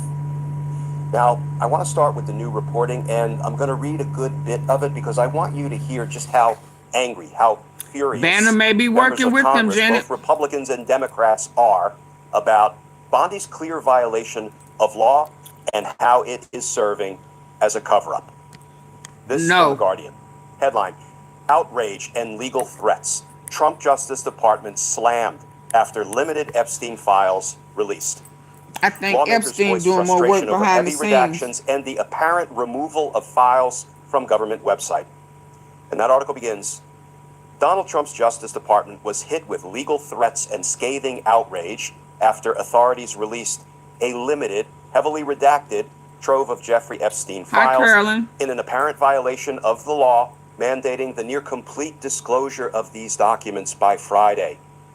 This quote from Representative Ro Khanna, who was the co-sponsor of the bill, the Epstein Transparency Act, quote, "The Justice Department's document dump this afternoon does not comply with Thomas Massie and my Epstein Transparency Act." Ro Khanna, the California Democrat congressman who co-authored the law requiring full disclosure of all Epstein files by 19 December, said in a video statement. This is your only chance to own adaptive glasses that shouldn't exist. We made a batch of lenses that turned out too powerful. I'm serious. Quote, "It is an incomplete release with too many redactions. Thomas Massie and I are exploring all options." He also said, among them, possible impeachment of Justice Department officials, finding them in contempt of Congress. Khanna also floated the possibility of referring for prosecution those who are obstructing justice. And this quote from Republican Representative Thomas Massie, quote, "Unfortunately, today's document release by AG Bondi and Deputy AG Todd Blanche grossly fails to comply with both the spirit and the letter of the law that Donald Trump signed just 30 days ago. Representative Ro Khanna is correct." Massie, a Kentucky member of Congress and co-author of this legislation, said on X, quote, "A future Justice Department could convict the current AG and others because the Epstein Files Transparency Act is not like a congressional subpoena, which expires at the end of each Congress," Massie said at another point. Frustrations mounted on Saturday as the Justice Department released some new files, including transcripts, while also removing more than a dozen others from its website related to Epstein with no explanation. At least 16 files disappeared from the department's public webpage, according to an Associated Press tally. The documents included images of paintings depicting nude women, and one showing a series of photographs along a credenza in the drawers. In that image, inside a drawer, among other photos, is a photograph of Trump alongside Epstein, Melania Trump, and Epstein's longtime associate, Ghislaine Maxwell. Trump's Justice Department was required to release all investigative files involving the late financier by 19 December under the Epstein Files Transparency Act. The legislation does allow for records to be withheld or redacted if their disclosure would imperil present criminal investigations, threaten national security or identify Epstein's victims, but otherwise it mandates disclosure of everything else. New York Congresswoman Alexandria Ocasio-Cortez was among the bipartisan chorus of lawmakers slamming Trump's Justice Department, including the U.S. Attorney General Pam Bondi and the FBI Director Kash Patel for the document's lackluster rollout. Quote, "Now the cover-up is out in the open. This is far from over. Everyone involved will have to answer for this," Ocasio-Cortez, a New York Democrat, said on X on Friday. Quote, "Pam Bondi, Kash Patel, whole administration, protecting a bunch of rapists and pedophiles because they have money, power, and connections. Bondi should resign tonight." Now, Tonight, of course, AG not Bondi tomorrow. won't resign tonight, but here's an important update from a brand new interview that my friend and partner in the legal breakdown, Brian Tyler Cohen, just conducted with an update from a brand new interview that my friend and partner in the legal breakdown, Brian Tyler Cohen, just conducted with Representative Ro Khanna. Quote, "Representative Massey and I are drafting articles of impeachment as we speak about Pam Bondi and Todd Blanche." Okay, friends, a few takeaways. First of all, there is no argument, no plausible argument, no implausible argument, no argument Hi, whatsoever Teresa. that Pam Bondi has complied with the federal law to disclose all of the Epstein files, with a few very narrow, limited exceptions, like to protect the identity of victims. Some of the reporting says that, given this document dump, it may actually account for less than 1% of all of the Epstein files. And yet, friends, back in July, do you remember what Pam Bondi was having Kash Patel's FBI do before there was ever a law requiring the disclosure of all of the Epstein files? Here is what the FBI was busy doing. Headline, FBI personnel were told to flag Epstein files mentioning Trump, Senate Democrat. Senate Democratic Whip Dick Durbin pressed Justice Department leadership about their handling of the files related to the federal investigation into the late Jeffrey Epstein, including reports that FBI personnel were instructed to flag any records that mentioned President Donald Trump. In a series of oversight letters written to Attorney General Pam Bondi, FBI Director Kash Patel, and FBI Deputy Director Dan Bongino, Durbin questioned Bondi about contradictions in her public statements on the case, Patel about reports that he was pressured by Bondi to place 1,000 personnel on 24-hour shifts to mine roughly 100,000 Epstein-related Hi, records, Sybil. and Bongino about reported belong disputes in among prison, Trump Joseph, officials I about agree. the lack of transparency in their handling of the high-profile case. Friends, think about that. Before there was ever a law requiring the disclosure of anything, Pam Bondi is pressuring the FBI, directing the FBI to put 1,000 agents on the task of scouring the Epstein files for references to Donald Trump, obviously in an attempt to protect Trump. Absolutely. And now, when there is a law requiring disclosure of all of the Epstein files, it seems like Bondi's attitude is, screw that. I'm not putting sufficient resources into that endeavor. I'm not going to comply with the federal law.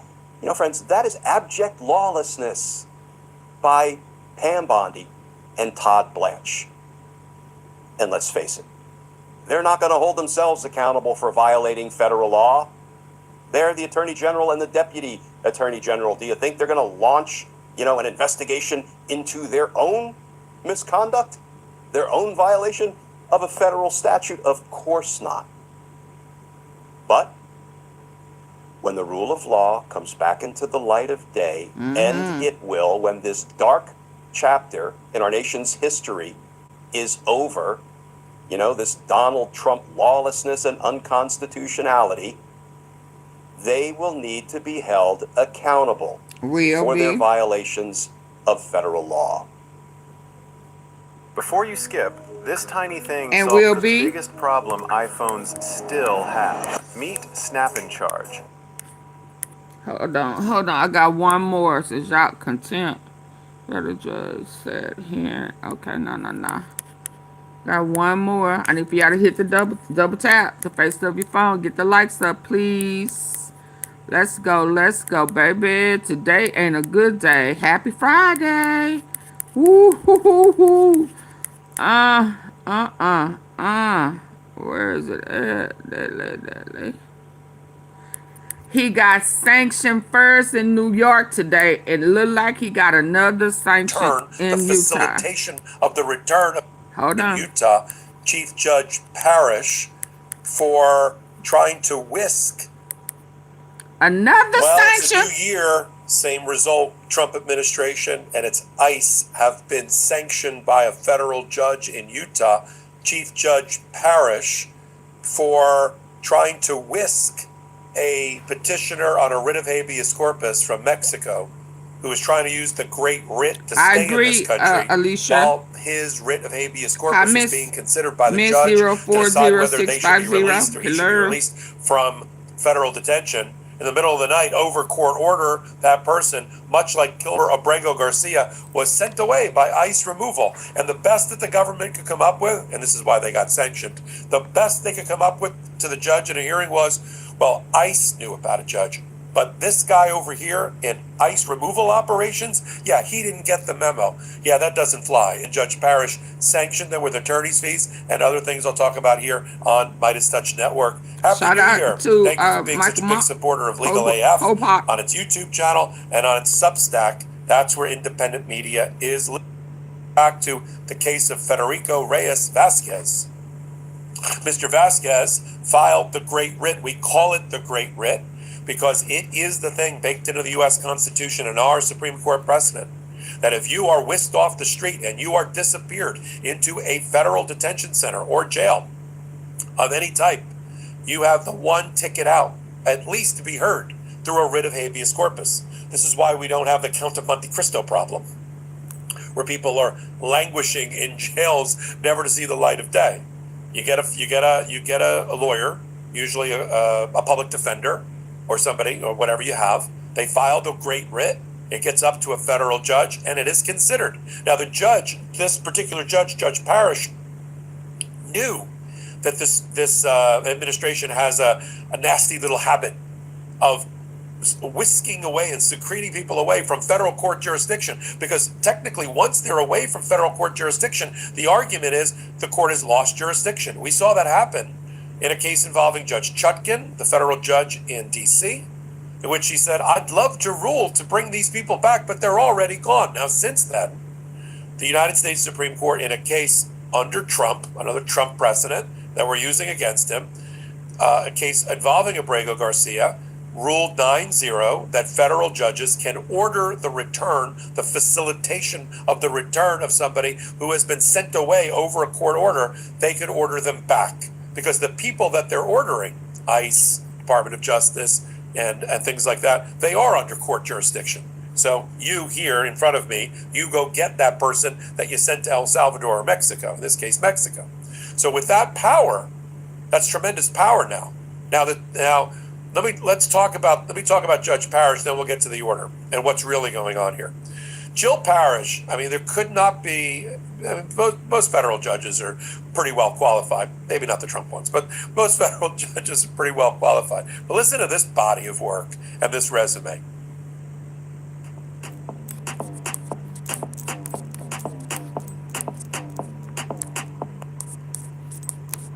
Y'all, can I please get y'all to double tap the face of your phone if you're listening in on your phone? I know y'all see Janet keeps asking. Please double tap your screen of the three dots at the top of the screen. Thank you. Get the likes up. Double tap or hit those three dots at the top right corner.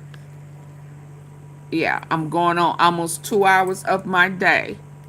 If you don't want to send a super chat, super sticker, send some jewels, some gems, or a cash app, the least you can do is double tap the face of your screen. It's free. It's no charge, no nothing. It's saying thank you, Auntie Fee, for taking the time out to bring the tea, baby. The tea is hot. You know it's good. Yeah.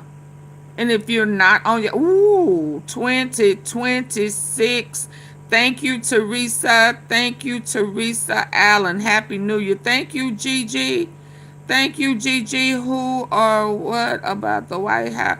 Now, Joseph,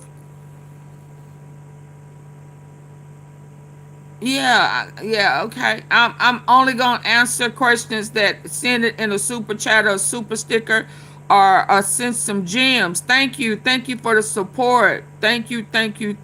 I don't know why y'all don't think that I research what I'm going to play and have it already lined up that what I want the T sippers to hear and understand that's true and factual. It takes time out of my day, and I have yeah. Thank you, ladies, for your support. I greatly appreciate it. Let's go. Jill Parrish was not only an assistant U.S. attorney in the Civil Let me Rights back it Division, up a little. lifelong member of the Utah community. Utah. Most federal judges are pretty well qualified. But listen to this body of work and this resume. Jill Parrish was not only an assistant U.S. attorney in the Civil Rights Division, lifelong member of the Utah community. Not only that, so she knows her way a thing or two around the Department of Justice and civil rights, right? Not only was she at a major firm in Utah, she was on the Utah Supreme Court for 12 years before Barack Obama nominated her to be a federal judge in 2015. And she was confirmed by the Senate, get this, 100-0. Remember those days where people can come together and agree that somebody was a qualified federal judge and everybody vote for her? Okay, so that's Jill Parrish, very well respected in the federal judiciary. This is on writ of habeas corpus, something that the Trump administration and the head of all internal security and immigration policy for Donald Trump, Stephen Miller, hates. I'm going to give you a clip of Stephen Miller and tell you what I'm talking about in a minute. Here's the order, which I have up on Legal AF Substack. On December 19th, Mr. Vasquez, through his counsel, filed a petition for writ of habeas corpus. That's the great writ. That rings alarm bells for judges. They take it very seriously when one comes across the transom on their docket, gets assigned to them. They jump on it right away. Now they're on to the trick, the dirty trick of the Trump administration to take these people out in the middle of the night, throw them on the back of a plane or whatever, and get them out of the country. So on December 22, the court, seeking a response from the respondents, which are Christine Home, Homeland Security, and all of that, and ICE, she just wants to brief everything, have a hearing, but seeking to preserve her jurisdiction and the status quo, she ordered the government not to remove Mr. Vasquez from the United States. On December 23rd, the next day, he was removed. Now, the mea culpa, if that's the right term, that the government has used in their filing with the judge was, get this, they basically, it's a confession. While ICE was made aware of the order on two different occasions on December 22 and December 23 in the morning, ICE removal operations weren't. What? Like, I knew about it, Judge, but this guy, my colleague over here, he didn't know about it. And they write it in the passive voice. Well, if they didn't know about it, it's because you didn't tell them, or it's your negligence, intentional or otherwise, or intentional conduct that created the problem of the removal. And then they throw in the towel and they say, well, we'll coordinate his return from Mexico, apparently, if he so chooses. Yes, he's doing a writ of habeas corpus. He so chooses. Stop acting like this is one of these Christie Nome. Do you want $3,000? Do you want to self-deport for the holidays? You threw him in the back of air ice and you took him away from federal jurisdiction. So the court, citing to the Abrego Garcia 9-0 Supreme Court case, says you, two government, sanctions will in one day, the return and of more Mr. supposed to be Vasquez. coming. And then she further defines it in her footnote.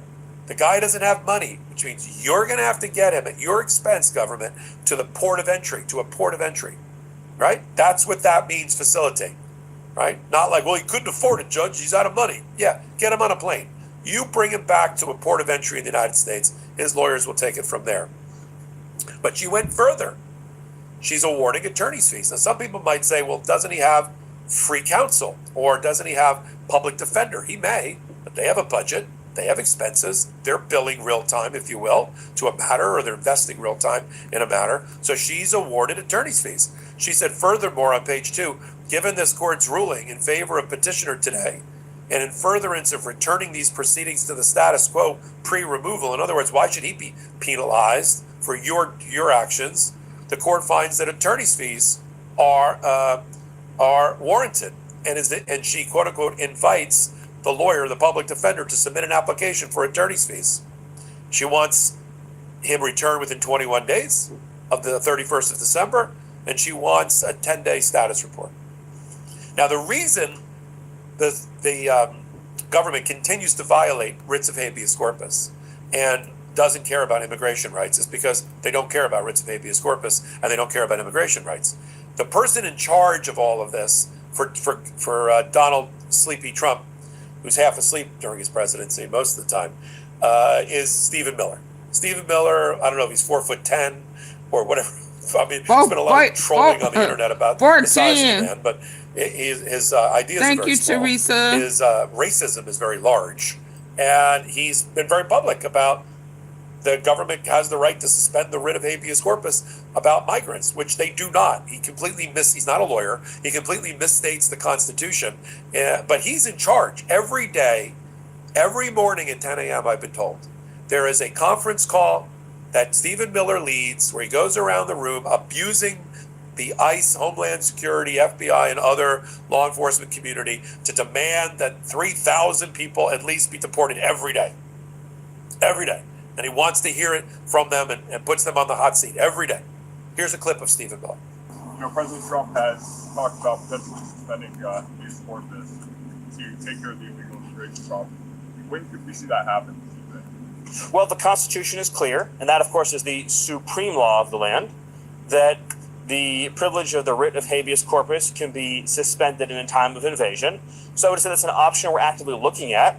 Look, a lot of it depends on whether the courts do the right thing or not. At the end of the day, Congress passed a body of law known as the Immigration and Nationality Act, which stripped Article 3 courts, that's the judicial branch, of jurisdiction over immigration cases.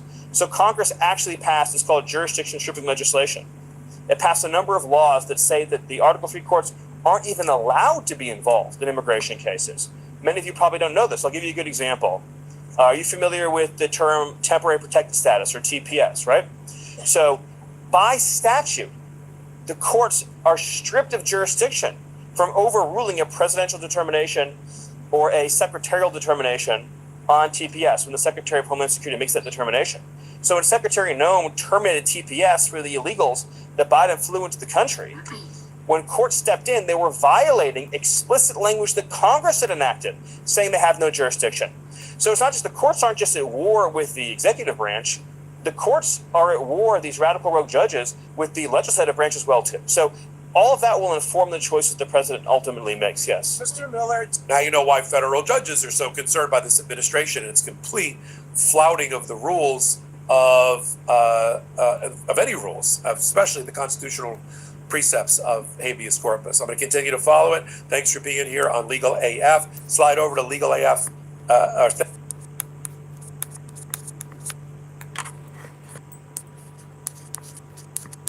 Hold on.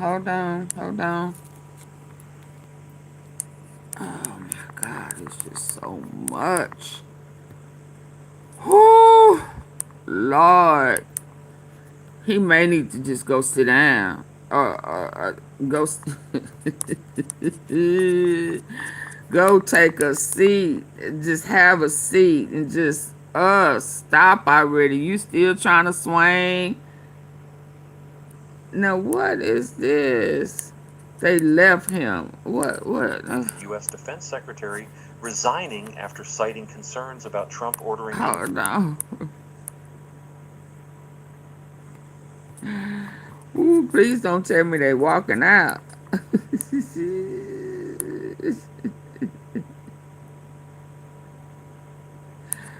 Hold on, I think I saw something else. I don't know that cat. I got to listen to him first. Let me listen to him. But I did see something else that I'm gonna end on. Hold on, Utah. Utah done got him too. Boy, I tell you, he just ain't catching no break today.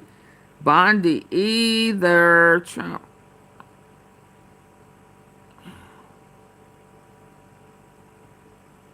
Yeah, he got in trouble about that.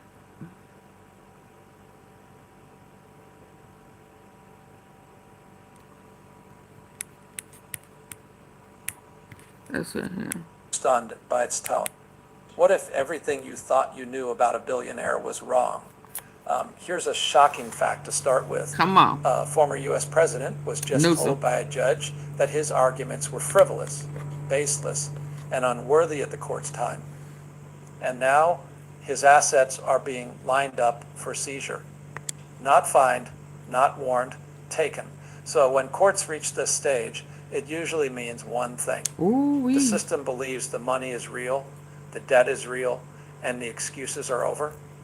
Excuses This are isn't over. a rumor or a political talking point. This is about Donald Trump, his business empire, an illegal ruling so brutal that even veteran legal analysts were stunned by its tone. The buildings that shaped skylines, Hi, properties Oliver. tied to his identity, all suddenly Yeah, but vulnerable his property's being because seized this a time. judge rejected his last-ditch claims to stop the process. Give me that. They saying, So give how me did it that. get this far? Why did the judge shut him down so completely? Give And me what that. does it say when the courts and the financial system both say no at the same time? Stay with me, because the next 10 reasons explain exactly why this moment could change everything. Here's the part many people miss, and it's critical to understanding Trump down so decisively. This Give me was not a that. fresh case. This was not a political ambush. The court had already ruled, after a full trial, that Donald Trump committed persistent and repeated Titan fraud Newsom was the over governor many years. when Ed Witnesses was testified, running documents around were Harmon. reviewed, defenses were heard, and the verdict was clear. When the What does judge that have later to do with rejected right Trump's now, emergency Titan? motions, she wasn't Titan, what does that have to do with right now? Stick to the topic at hand. We talking about Trump getting property taken from him. You have any comments on him getting evicted and his property being seized? Yeah, impeachment articles are being drawn up on Bundy. Can you stick to the topic at hand? Yeah, he is a PDFer. Yeah, Newsom was not a PDFer, but the president is. He has a whole bunch of credibility. So you go ahead and leave. That's not what matters. What matters is your president is a PDFer. He sucked on Bill Clinton's pickle, and they have seized his property. You shut up, Helen. You like for him to play up in your butt. Shut up and get your nasty ass up out of here. Titan, yeah, you get your ass up out of here too. Stay on topic or get out. Don't come in here deflecting, cause his stuff is going on the lawn. Yeah, on the concrete. Yeah, run on over there and see if some over there you want, since you a big old fan of his. Yeah, he done lied. He ain't rich. He broke. He broker than you. So stop acting like you like him because you think he a good businessman. They have exposed he lied and fudged his numbers. He broke as hell. Now, let's go. deciding guilt all I'm over sorry, again. Newsom. As They I tried say, to deflect the on courts you. and the financial system both say no at the same time. Stay with me, because the next 10 reasons explain exactly why this moment could change everything. Tell us about Here's it. the part many people miss, and it's critical to understanding why the judge shut Trump down so decisively. This was not a We fresh listening. case. This was not a political ambush. The court had already ruled, after a full trial, that Donald Trump committed persistent and repeated fraud over many years. Witnesses testified, documents were Katrina. reviewed, defenses were heard, and the verdict was clear. When the judge later rejected Trump's emergency motions, she wasn't deciding guilt all over again. She was simply Hey, aloha, kitty. enforcing a judgment that already The hottest existed. government in America. Trump's I'm legal with you. team tried Hey, to argue Sherry as if the Berry. court was rushing Sherry or Berry, acting Sherry unfairly. Berry. But the judge Sherry Berry, boo, I love you from the Mo 3 sector, Sherry Berry.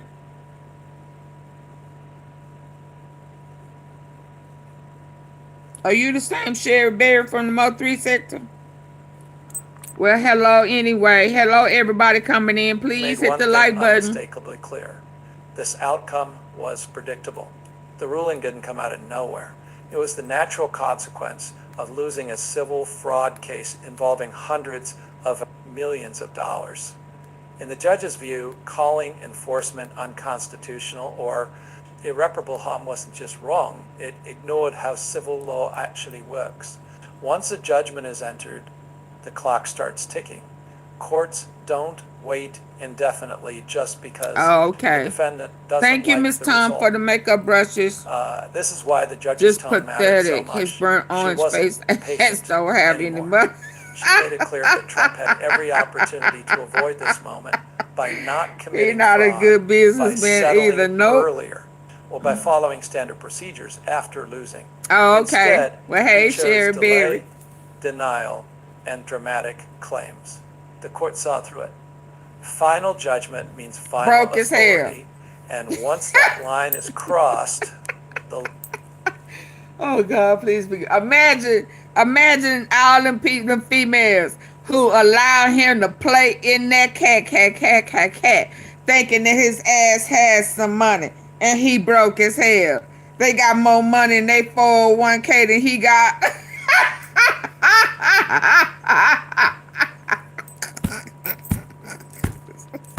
His ass credit bad, can't get a loan. What's your credit score?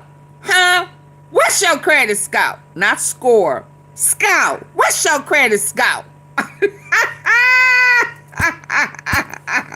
What's your debt to income ratio?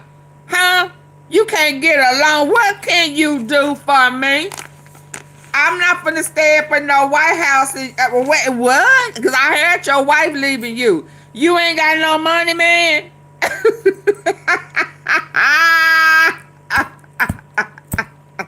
He broke. He broke. And then he got them hotels in foreign countries that look like a resort on the outside, a whole child brothel on the inside. You don't get your broke, busted, and disgusted ass on, man. Shut up. And you smell like shit. Oh, no. Oh, hell to the no. shifts from debate to action. That's why asset You seizure mean to wasn't tell me Trump need extreme. it? It was Ooh, JJ.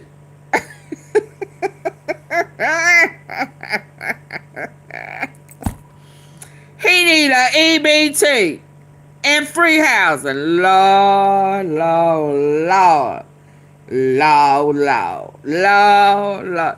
Baby, and they say God don't have no sense of humor. You a lie. He said, you play with me, I'm going to play with you. Just like that. Yeah, you mess with my people, I'm going to mess with your lie. Just like that. Wow, wow, wow. He needs some food. No. See, they don't call it snaps, Gigi. They don't call it SNAP. They call it food stamps, because that's what they originally started calling it back in the day when they were getting it. So that's their entitlement. Yeah, their food stamps. What is it called? Oh my God, they have a cute little name for it. Oh wow, subsidized something. But yeah, they that's their entitlement. Yeah, so they need their dang what name? Me and my sister was just talking about it. They don't. That's why they didn't know that SNAP was the same as they food stamps, subsidized something. They be talking about they have a little card for supplemental food entitled. Yeah, I'll go with that. So they didn't realize that was SNAP. So when they were saying, oh yeah, why are you getting this, that, and the other, they didn't realize it was their supplemental assistance. Yeah. He needed to. Yeah. He broke. he busted and he disgusted. That way he can eat healthier, and cause that bullshit he eating that got him shitting all on himself. That's them parasites. He need to detox. Yeah, he need. Hey, what's the law? The law is Trump is broke. And right now, as we are laughing in his face, his properties are being seized.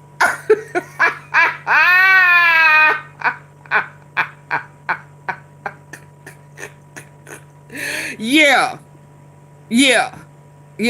That's what's going on right now. Yeah, they don't want to play no more, and won't nobody get no surety bond. Yeah, cause the numbers just ain't numbering. Yeah, we keep rejecting you, sir, because you say it's worth this, and wrong answer. That's just not what that is. You've been lying. Hell, that's why your ass is in trouble now. You got busted already, and you still trying to defraud the bank? Oh, I thought this was law and order. Yeah, you a fraudster. Yeah. You broke. Yeah, and you gonna keep on messing with that judge. Yeah, because they said he was hollering at her. And when his attorneys was telling him to shh, be quiet, he disregarded them like, shut up. And you are this, that, and the other. Your mama ugly. He was pulling some Auntie Fee stuff. Your mama ugly, and you just mad because you look like that. I wouldn't want you. Your husband don't want you. Your kids don't want. I mean, he was just kind of going off. Oh, she said, oh, okay, that's what we doing. She showing her gun. Okay, get it out. Yeah, he was rude. Yeah, she was chewing her gum. I don't care what color she was. She was chewing that gum. Get it out. You through? You through? She got all Shanae with him. You know. Oh, you do? Are you through? Get it out.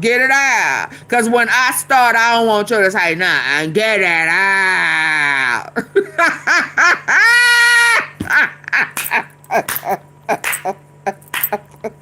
Yeah, get it out. Yeah, because when I hit this gavel down, yeah, you going to feel like everything that just came out your mouth, I'm finna eat your ass up and spit you out. Let's go. Yeah, that's what happened, y'all. That's what's going on. Let's go.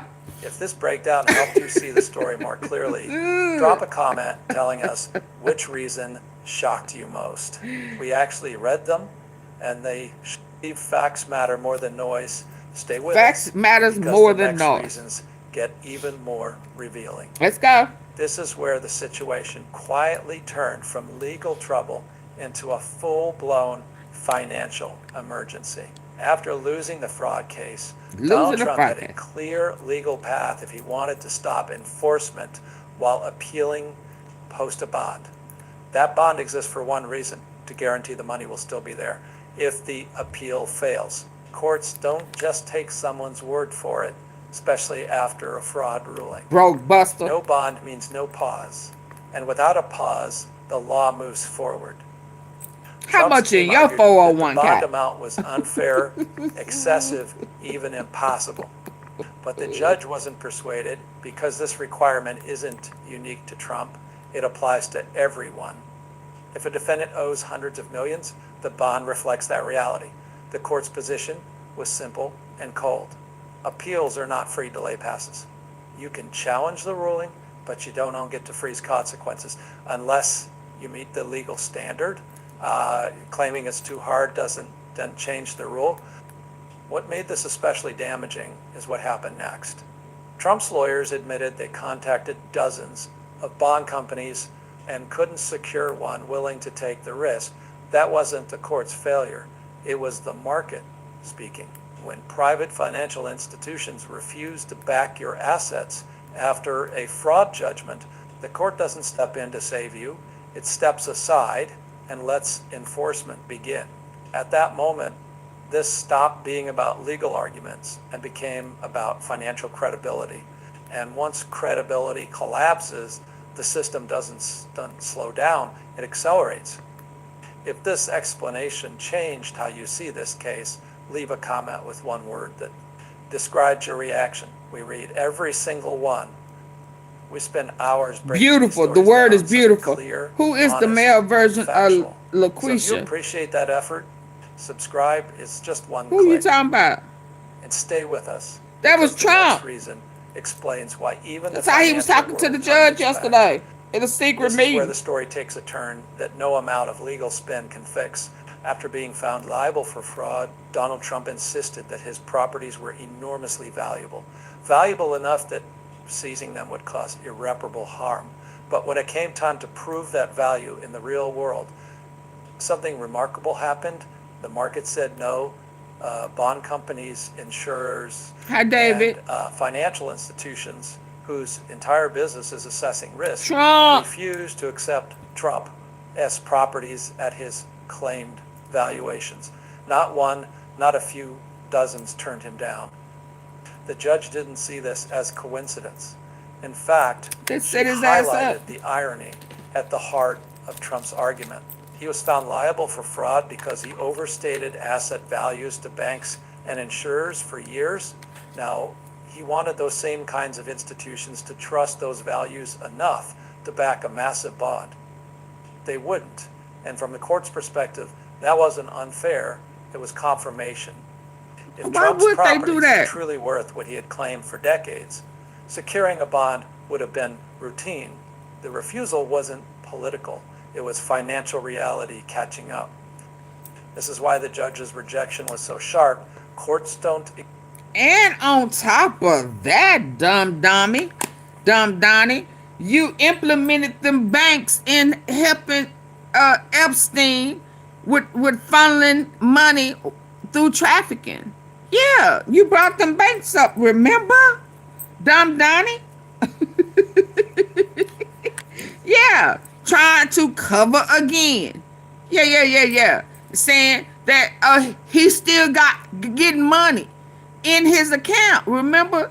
Yeah, it didn't go to his family in his quote unquote death, days before he disappeared or whatever. Yeah, he changed his will around.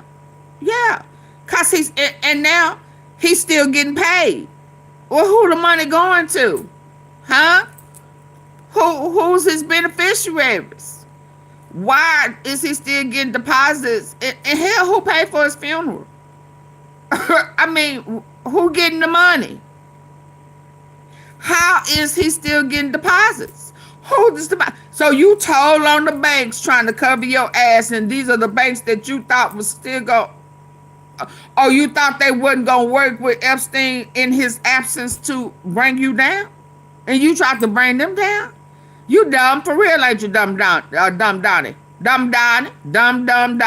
That's your name. Dumb. Yeah, dumb. Yeah.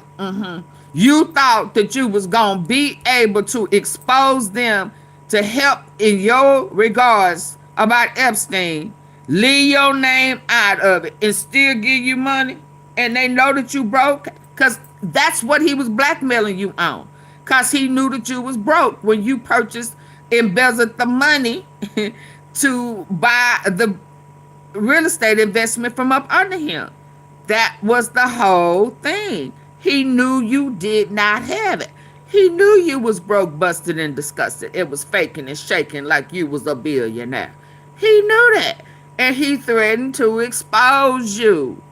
You thought I forgot? I ain't forgot shit. Absolutely. And now you want them same people to make a way so that they can approve for you to get. Oh, hell no. Yeah. Oh, no. You shit out of luck, boo-boo. Call BB Netanyahu. That's who you love. Let's go. Call Israel. Yeah. Refusal wasn't political. It was financial reality catching up. This is why the judge's rejection was so sharp. Courts don't He implied exist in a Chase. vacuum. They understand how markets And then work. tried to When get every it along. serious Absolutely. financial actor Must know it too. independently reaches the Absolutely, same David. conclusion. Hi, Look, Vince. the risk is too high. Judges pay attention. Hi, The ruling Darlene. made it clear. Trump's inability to secure a bond wasn't proof. The system was rigged against him. It was proof that his credibility Baby. had collapsed. And he owed that lady Once credibility $83 million. is gone, courts stop extending patience. At that he point, wanted us to pay. enforcement isn't Why he done progressive, took it's that logical. woman's This cookies. wasn't just a Shit. Why we legal paying loss. for that? It Oh, was the hell moment no. the numbers stopped lying for him. If this part made you pause, comment with the word market, because this is where the story quietly turns. Let's turn it. We put serious effort into breaking these moments down without I'm noise spinning or the spin. wheel, y'all. So I'm if that spinning matters the to wheel. you, subscribe. It's just one click. And don't I've go been trying to anywhere. tell them The that, next reason explained it. If this explanation helped you connect the dots, comment choices, because that's what this Oh, come on. subscribe. It's just one click. But it keeps this channel going. I understand. I hit the This like. was one of Trump's most Okay. dramatic claims, that enforcing the judgment before his appeal was complete violated his constitutional right to due process. It sounds powerful. Dude, and it's but he designed don't to give raise other alarm. people due process. But Ain't the that judge nothing? dismantled this argument with precision. Due process doesn't mean endless delay. It means you get notice, a fair hearing, and an opportunity to defend yourself, all of which Donald Trump received. In fact, the judge emphasized that Trump was given more than enough process. And he a not less. trillionaire. The court explained something most people don't realize. New York's bond requirement exists to protect due process, not undermine it. When a defendant appeals a large judgment, the bond ensures that money will still be available if the appeal fails. Without it, defendants could drag cases out for years, move assets, and leave victims with nothing. The judge noted that this rule has been upheld repeatedly and applies to every defendant, no matter how powerful or famous. Trump wasn't being singled out. He was being treated exactly like anyone else who lost a massive civil case. This is where the argument truly collapsed. The judge made clear that Trump was free to appeal as much as he wanted. No one stopped him, but the Constitution does not guarantee a consequence-free appeal. Enforcement during appeal is normal when a bond isn't posted. Calling that unconstitutional Hi, wasn't just Patrick. wrong. It showed a He fundamental could read, so he misunderstanding did of not how civil understand law what he works. received. Once the judge framed it this way, the claim lost all force. The system wasn't denying Trump his rights, it was preventing him from abusing them. And that distinction mattered more than any political rhetoric he could offer. If this cleared up the confusion around due process, comment Constitution, so we know this breakdown helped, we put serious effort into explaining you complex asking for too much now. persecution. This was the argument Trump returned to again and again, that the claims of political persecution. This was the argument Trump returned to again and again, that the entire case was a political hit job, driven by enemies who wanted to destroy him. His lawyers claimed the enforcement action wasn't about law at all, but about politics, specifically targeting Donald Trump because of who he is. But the judge didn't just reject this claim. She treated it as dangerous nonsense when presented without evidence. Courts don't deal in vibes, slogans, or campaign narratives. They deal in proof. The judge laid out a reality Trump couldn't escape. The case was brought by Letitia James. Yes, but it was supported by years of investigation, documents, sworn testimony, and expert analysis. Trump had lawyers, he cross-examined witnesses, he presented defenses, he lost. Calling that outcome political after the fact didn't transform it into persecution. The judge emphasized that disagreement with a verdict is not evidence of bias, and that accusing the courts of corruption without proof is not a legal argument. It's as an attack on the justice system itself. What made this especially damaging was the judge's tone.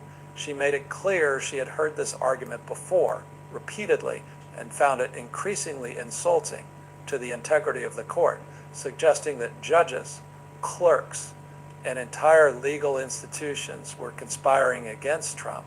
Wasn't just unsupported, it crossed a line. Courts have a responsibility to shut that down, because if every losing defendant could cry politics and halt enforcement, the law would collapse. And this is where the rhetoric finally backfired. And instead of helping Trump, it convinced the court he was acting in bad faith, trying to weaponize public outrage to escape accountability. And once a judge reaches that conclusion, the door closes fast. This is where the judge drew one of the clearest lines in the entire ruling.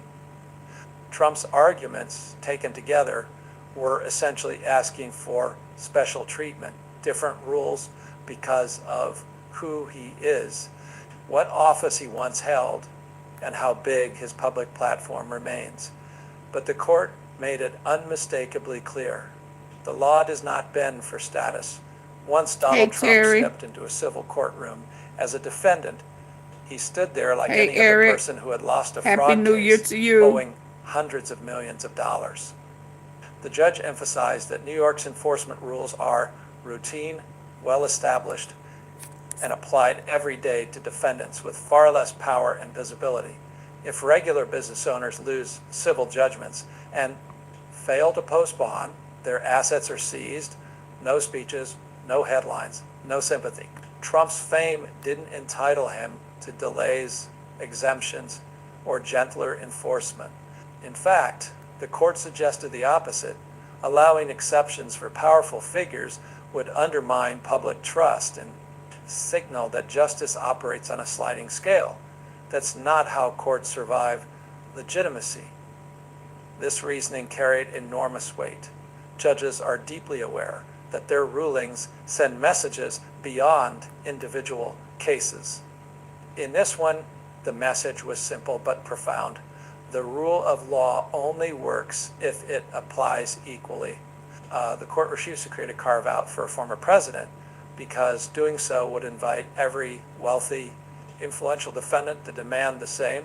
That's why Trump's status worked against him, not for him.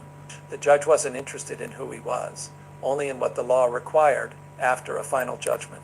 And once that principle was firmly established, asset seizure became unavoidable.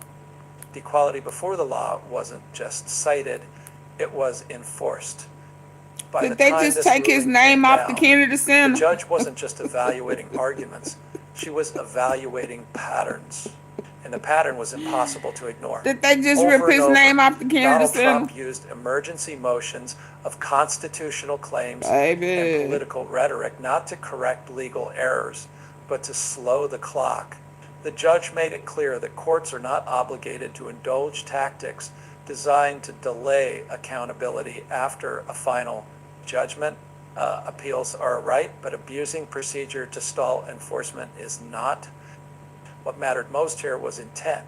The judge noted that Trump's filings didn't introduce new facts, new law, or new evidence. Instead, they recycled arguments already rejected, He still repackaged with more has dramatic to do language. That's a more red than flag in any- any courtroom.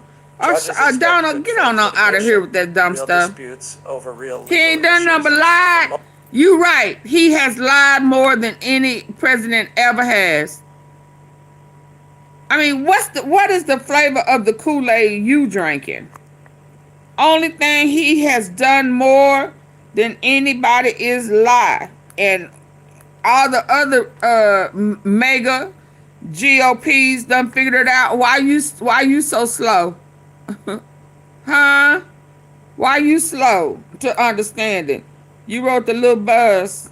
Okay. In the meantime, in between time, shh. You're distracting with your lies. We don't like lies over here. We grown over here. Hi, Jacob. Yeah, nah, we don't do lies, Donald. Hateful. Donald, hateful. You too hateful. Bye-bye. Let's go. They done took his name off, they say. Miss Tom. Give me that. Give me that.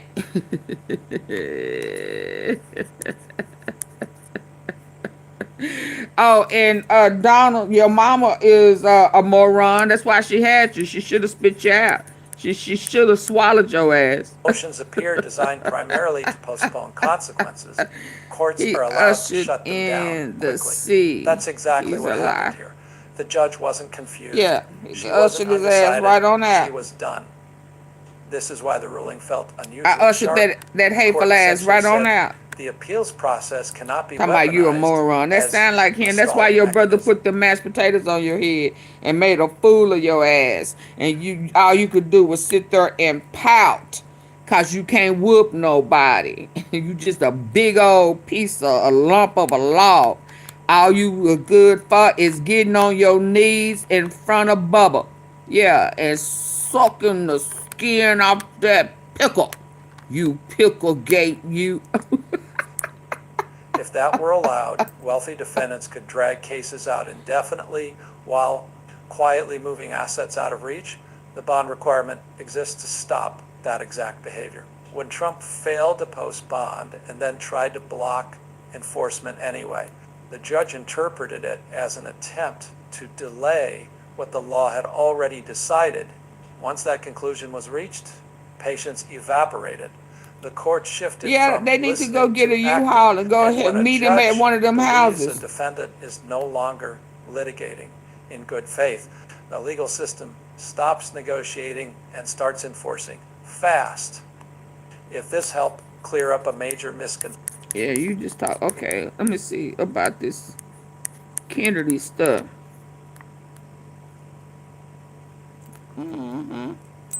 They supposed to be over there taking it off right now, they say. What time is it? Are they taking it off right now? Right now, today. He losing. Today, this was a whole losing week, wasn't it?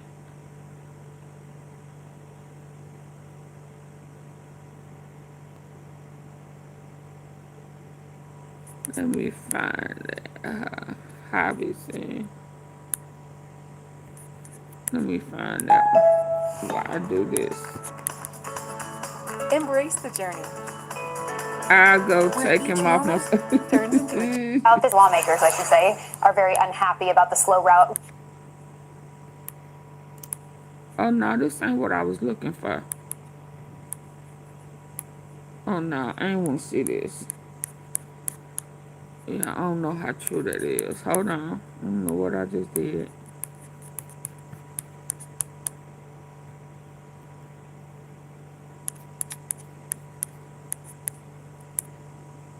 The holiday break for Congress is almost over, with the House and Senate both back in session on Monday. And one key issue we're expecting them to confront, the slower than mandated rollout of the Epstein files by the DOJ. Lawyers are combing through 5 million more documents. So I guess they must have pulled it, because every time I try to click it, it goes to something else. Hold on.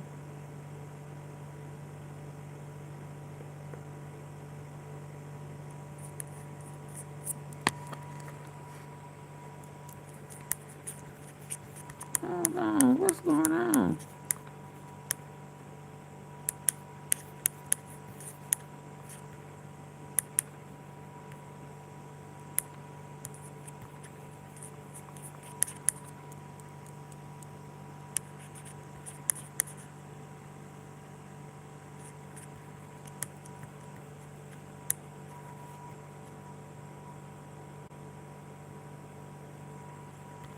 Hold on, y'all. I'm trying to see what's going on. What? What's she talking about? She smiling. She normally ain't smiling. What you smiling for? Hold on. I want to find that one with the,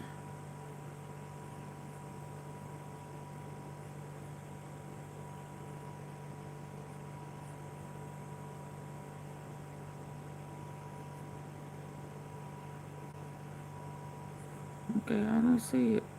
And what you smiling for, girl? You normally ain't smiling. Let's go. I'm finna end on this one, y'all. When I tell somebody I gotta get another. Not everyone. Sometimes we, perhaps, maybe. Oh, this is live. Not everybody can collect 2 million members. That's how you make your money. And okay, so but what are you talking about? What does that have to do with what we're talking about now?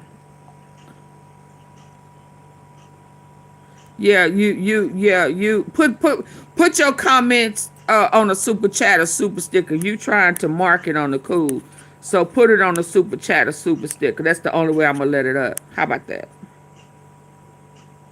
She has Down syndrome. She's 10 years old. I'm 10 years old. speech therapy, physical therapy. It's just such a relief that there's people out there willing to help Nancy. If you donate toward Easter Seals, you are an absolute godsend. Because in the beginning, that's probably the most helpless I've ever felt.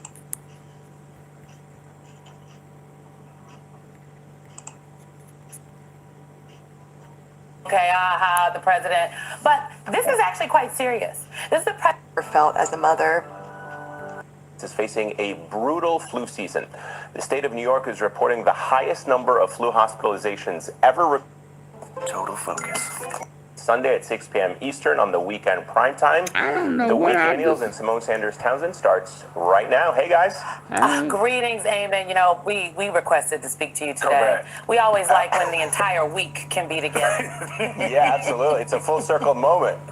They probably Very didn't much so. get Well, paid you for deserve putting up the some, letters. Let time me off. I find appreciate your it. segment on the Wall Street Journal article. I learned a lot from Dr. Gupta. Have a good evening. Thank you. Thank you. You too. Enjoy the show, guys.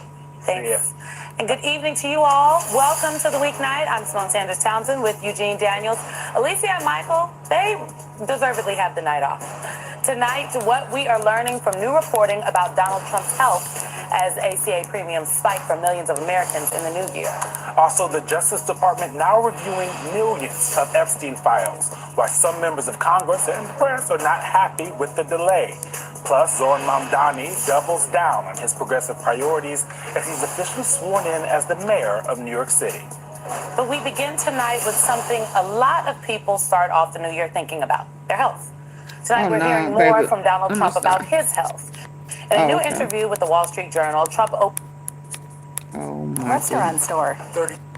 Lord, hold on, y'all. I'm hitting buttons and it's a restaurant store. Oh, Lord. Hold on. I'm hitting stuff I shouldn't be hitting. And I don't know where I'm at. I'm trying to find Trump losing the world leader forum.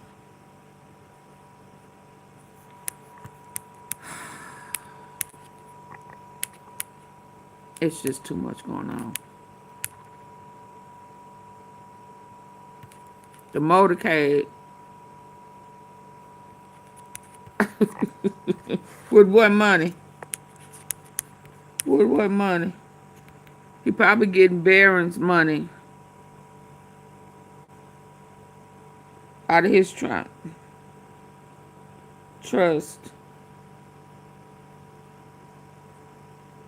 Yeah.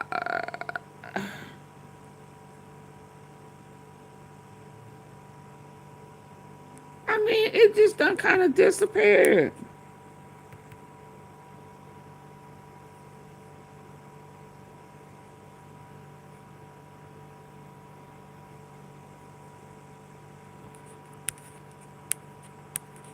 John Jr., you done got caught too?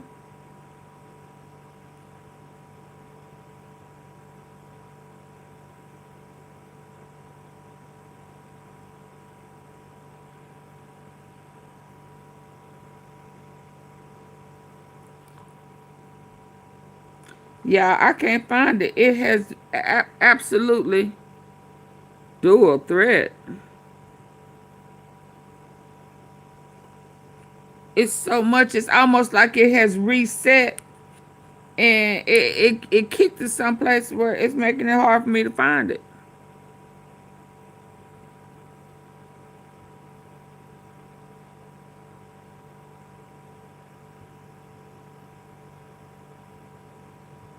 Yeah, he lied up under oath.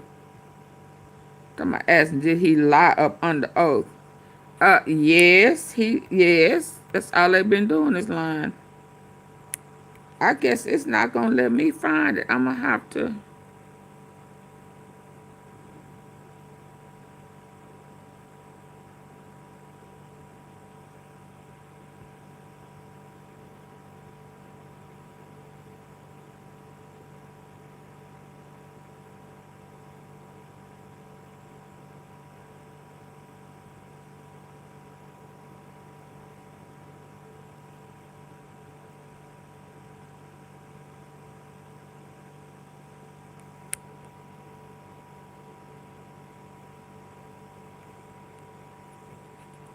He rushing out of warehouses. He crying and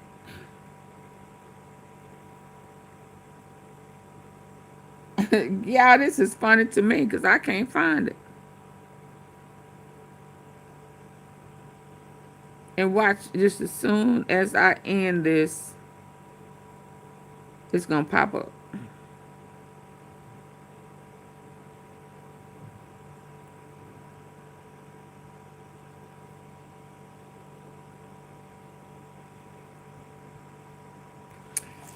Let me just type it in here. Kennedy Center. Hold on. Hello, fraud. Yeah, it's just fraud. What about a balloon? Asked him a secret guy to pay. Yeah, he gonna have a heart attack. All this stuff start hitting him at once. The black guy wouldn't play for him. Yesterday, New Year's. They said, no, dog. I saw where OJ's Jerry Levert daddy said, oh, no, dog. If y'all gonna play, I won't be going more. Artists pull out.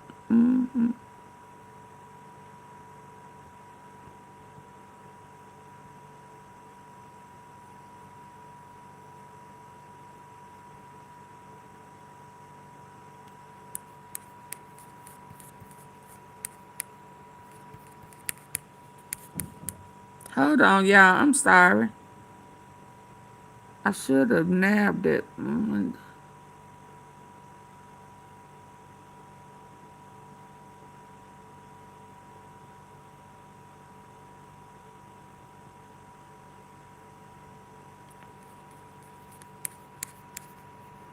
Hold on.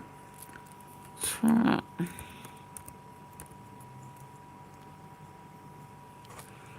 I gotta hurry up and go. Hold on.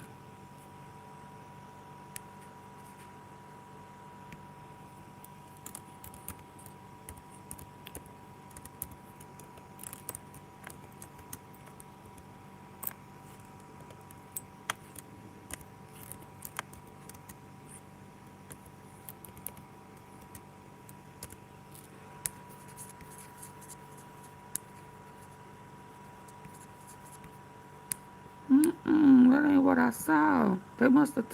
Is this it?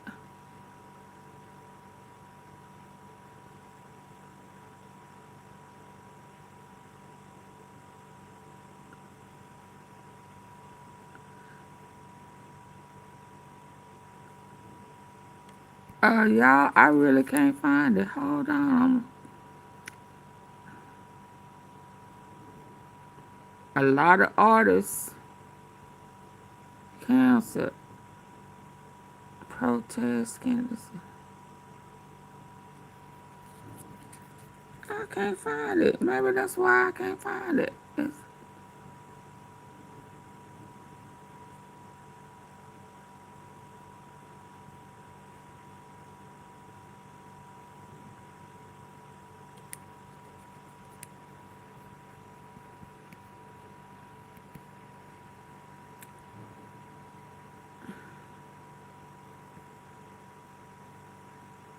Oh, her glasses cute. I can't find it now. And I just saw it. I wonder if I go backwards. I can't find it. It'll come up later and then I will send it to myself. I didn't send it to myself. Too far this. What is he saying? This is bad. Trump just humiliated himself in front of who? Let's end on that one. My friends, please listen closely. What I'm about to share matters. It speaks to who we are and who we choose to be as a country. If you believe America can be better than what a lot is happening, today, Teresa. I ask you now, subscribe to this channel, like this video, and become a member. Your support keeps these conversations alive. Stay with me to the end. This is important. I want to begin with exactly what happened. Today in America, news broke that shocked many people. Shortly after the death of Tatiana Schlossberg, the granddaughter of President John F. Kennedy. Oh yeah, take his name off. Donald Trump posted messages online that many Americans found painful and hard to understand. Take his name off. These messages were aimed at the Kennedy family. They came at a moment of deep grief. Tatiana Schlossberg was a writer, a mother, and a member of a family that has carried public service in its heart for generations. Her passing was a private loss, a human loss, a family loss. But instead of a pause, instead of silence, instead of respect, the country saw something else. Words that felt sharp, words that felt timed, and words that felt unnecessary. I am Adam Schiff, United States Senator from California, and I speak to you today not with anger, but with sadness, because moments like this tell us something important about the direction of our public life. This did not happen in a vacuum. It happened in a time when our politics feel loud, harsh, and endless, a time when even grief can become part of a fight. I want you to imagine, just for a moment, losing someone you love, and then opening your phone to see strangers debating it, mocking it, using it. That is what many Americans felt today when they read those posts. President. Some people defended the president. They said it was politics. They said it was about power, about buildings, about names. Others felt something very different. They felt hurt. They felt tired. They felt that a line had been crossed. And here is why this matters. Because leadership is not only about winning arguments. It is about knowing when to stop, knowing when to be quiet, knowing when the country needs empathy more than applause. I have served in public life for many years. I have seen sharp debates. I have seen hard fights. Disagreement is part of democracy. But there has always been an understanding, spoken or unspoken, that some moments are not for politics. A death in a family is one of those moments. The Kennedy family has lived much of their lives in the public eye. They have known joy and they have known deep loss, from President Kennedy to Senator Robert Kennedy to so many others. This family has buried loved ones in front of the world, and still they grieve like any other family. So when the President of the United States chooses that moment to post mocking words, many Americans stop and ask a simple question. Why? Why now? Why this tone? Why this need to strike even when a family is mourning? This is not about parties. This is not about left or right. This is about basic decency. I have heard from people across the country today, Democrats, Republicans, independents, parents, veterans, young people. Many said the same thing. This didn't feel right. Some said they felt embarrassed. Others said they felt numb. Others said they were not surprised anymore. And that may be the most troubling part, because when we stop being surprised by cruelty, something in us changes. This moment connects to others we have seen, words spoken after disasters, jokes made during serious times, attacks launched when unity was needed most. Each time we are told to move on, to scroll past it, to accept it as normal. But I'm here to say this should not be normal. America deserves leaders who know the weight of their words, leaders who understand that every message sends a signal, not just to supporters, but to the entire world. If you believe we can still expect better, stay with me, subscribe, become a member. Your voice matters here. Some will say, this is just how politics is. Now, I reject that. Politics is shaped by people, and people can choose differently. President Trump is not just any voice online. He is the current president of the United States. His words carry power. They travel fast, they land hard.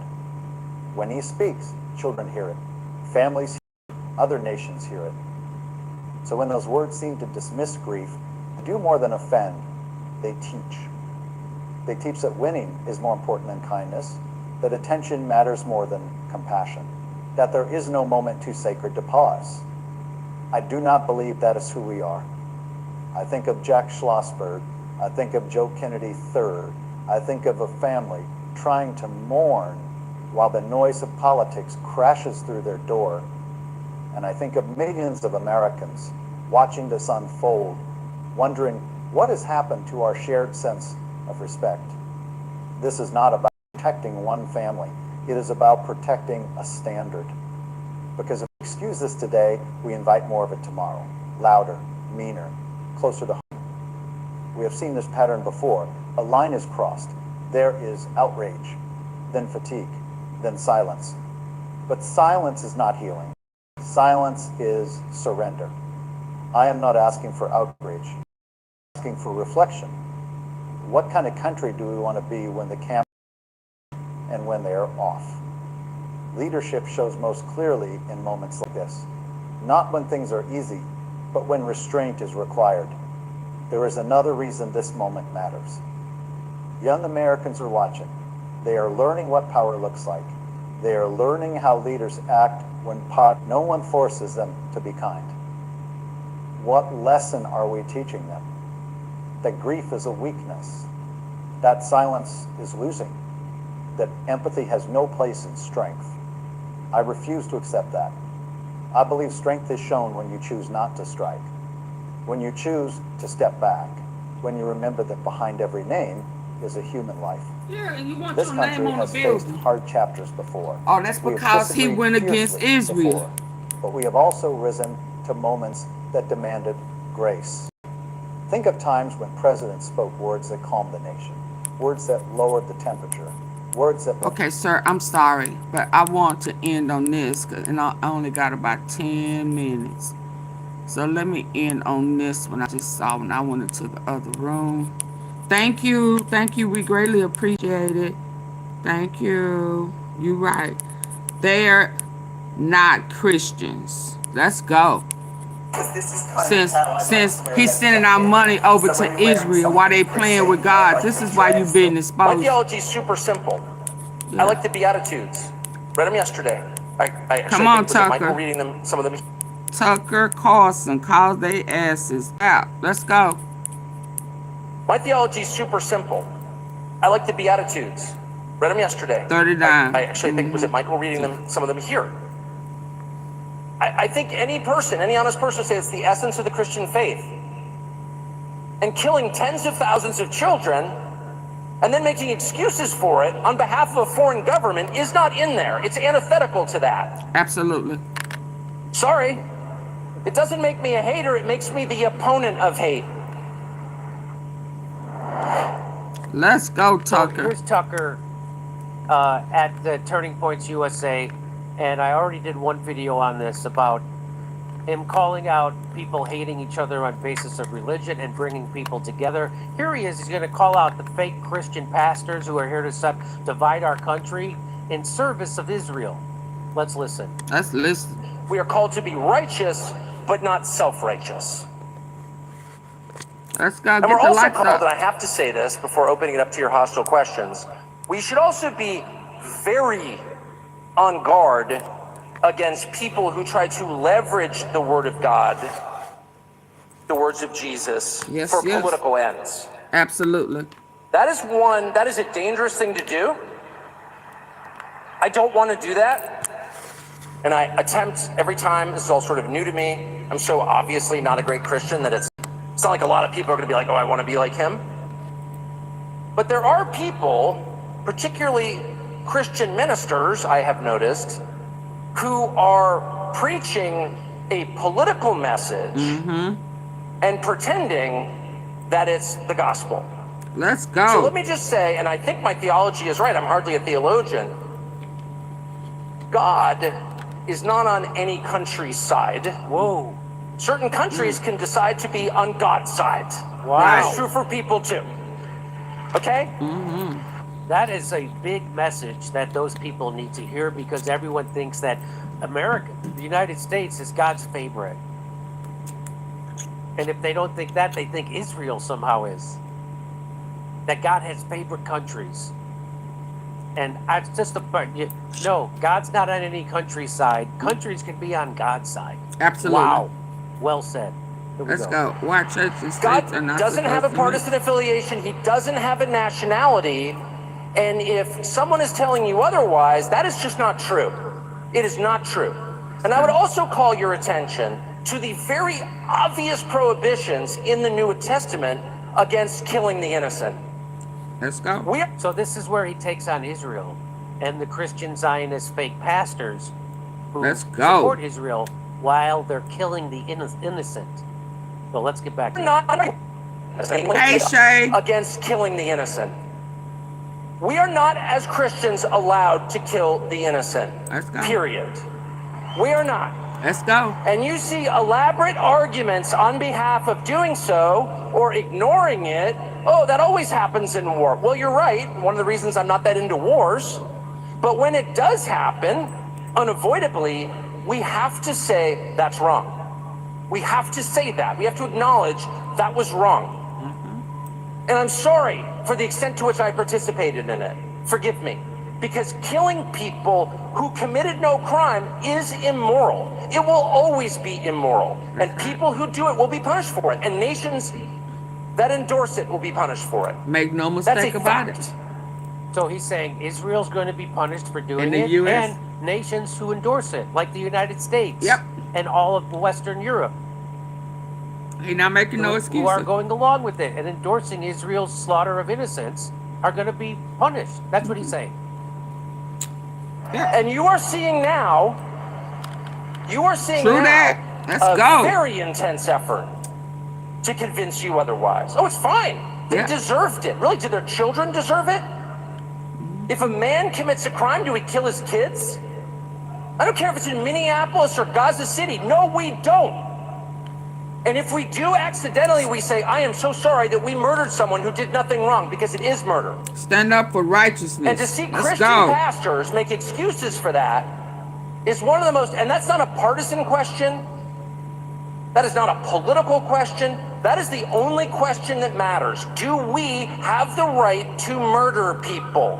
And the resounding answer that Christianity provides us is no.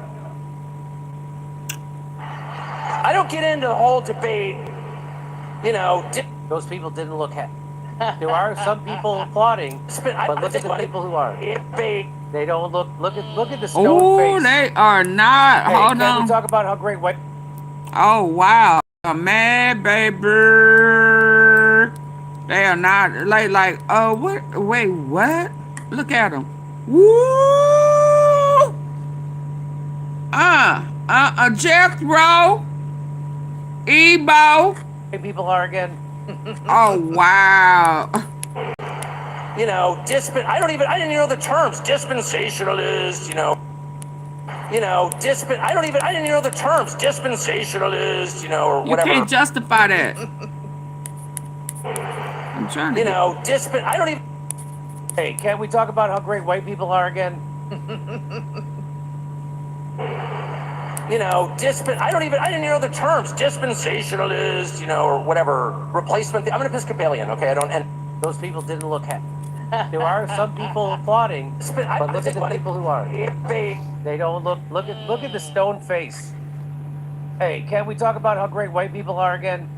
Ooh, they are mad, baby. I didn't even know the terms. Dispensationalist, or whatever. Replacement. I'm an Episcopalian, okay? I don't enter these debates, or was. My theology is super simple. I like the Beatitudes. Read them yesterday. I actually think, was it Michael reading them, some of them here? I think any honest person would say it's the essence of the It's the what? Christian faith. And killing tens of thousands of children and then making excuses for it on behalf of a foreign government is not in there. It's antithetical to that. Sorry. It doesn't make me a hater, it makes me the opponent of hate. Nice. So now that I've alienated most in the crowd with my strong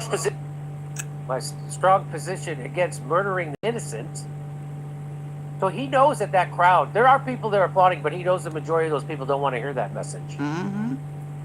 Because, first of all, just imagine the type of person who shows up at this event after Charlie Kirk's dead, and now it's being run by those charlatans at TPUSA and Erica Kirk and her sequined gold lame outfits and their pyrotechnics.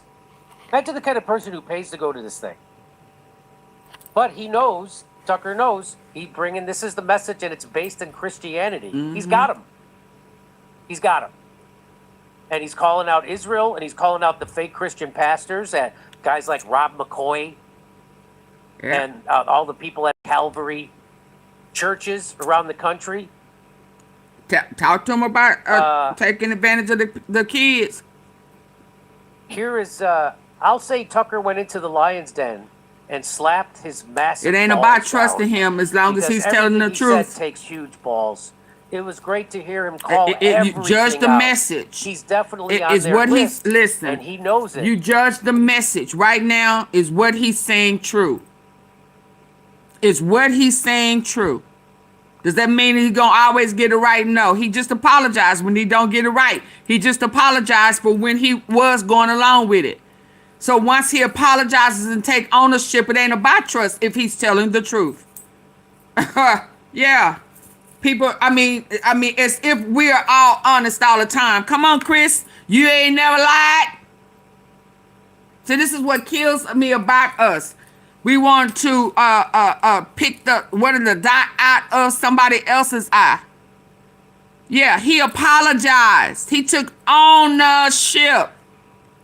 Anybody who can take ownership. I went along with it. I was wrong. I'm sorry. No. That's just like Charlie Kirk. He went along with it. The minute he found out, well, I can't say the minute, but when he started seeing the truth and started backing out, what happened? They took him out.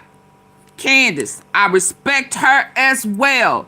She was a part of it. See, I can listen to people who were a part of it and know the cult firsthand. I'll listen to them before I listen to somebody who still in the cult and still going along with the lie. What he is saying is true. That is a fake, y'all are being fake pastors. And the reality of it is Bibi Netanyahu has made it a mission to turn Christians into Zionists by way of mega churches. Yeah, no. And then added Christian to Christian Zionists to manipulate. Yeah, nah, I respect for him owning it and standing up for the truth. Period. Said it anyway. Awesome. He said it. I agree. Awesome. He said it anyway. Knowing that he was going up against a crowd who was against what he was saying. Here is, I'll say Tucker went into the lion's den and slapped his massive balls down because everything he said takes huge balls. It was great to hear him call everything out. He's definitely on their list, and he knows it, but he said it anyway. Awesome. Yeah. That's standing up for righteousness. Man, they want to kill Tucker Carlson. Oh, yeah, they want him out of here. The silence in the room is deafening. They want him you out. can see Tucker Carlson getting Thank you, annoyed, Janet. I felt like it kept building. But here is Tucker Carlson on with Theo Vaughn. Yeah, shout out. Same thing. Shout out. Do you think that enough, like, What I say, at whatever point there is a renewing of the mind. A renewing of the mind. Yeah, no, I can no longer hold them accountable for what they said and did before there was a renewing of the mind. Yeah, that becomes personal between you and God. Yeah. Didn't speak up during the Gaza conflict? It's the most heartbreaking part. I mean, from my perspective, as an American Christian, Protestant American Christian, it's like, yeah, of course, I think what Israel's doing is disgusting. I mean, it's indefensible. But my real, rage, what I'm actually upset about, if you were at dinner at my house, I never rage about the Israelis or the Jews at my house. I just don't feel it. My rage, they don't want to hear the truth. You know that. Own it. Absolutely, they don't. My people. It's Protestant, Christian, evangelical pastors who have made deals with the Israeli government or have theology so deranged that they think their Christian faith requires them to support the murder of children, including Christian children. And I know some of them, and they believe that. Israel, in the end, is acting in its own interest, or what it thinks is its own interest. Those people, what's their excuse? They settlers in the story. That's my opinion. come to stay. They wolves in sheep clothing. Evangelical leaders defending Netanyahu? Right. And you know how many Christians have been killed in this? That Israel has murdered? What do Christians have to do with it? Are you telling me they're Islamists Is too that now? true? They've blown up 2 churches in Gaza and killed people in the churches? Absolutely. What do the churches have to do with this? You're telling me that this is some existential battle between Islam and civilization. That's not true, by the way, but let's say it was true, then why are you blowing up churches? Oh, it was an accident. Oh, really? You have the technology to put bombs in people's pagers, but you accidentally blew up 2 churches? It was not an accident. They did it on purpose. They've killed a lot of Christians on purpose. Why aren't there more? Where are the Christian leaders in this? Yeah.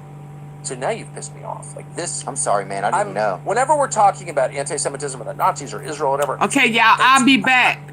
I gotta go. I'll be back. I'll be coming back with what's going on in Dallas. Unless something else pop off, I will be back.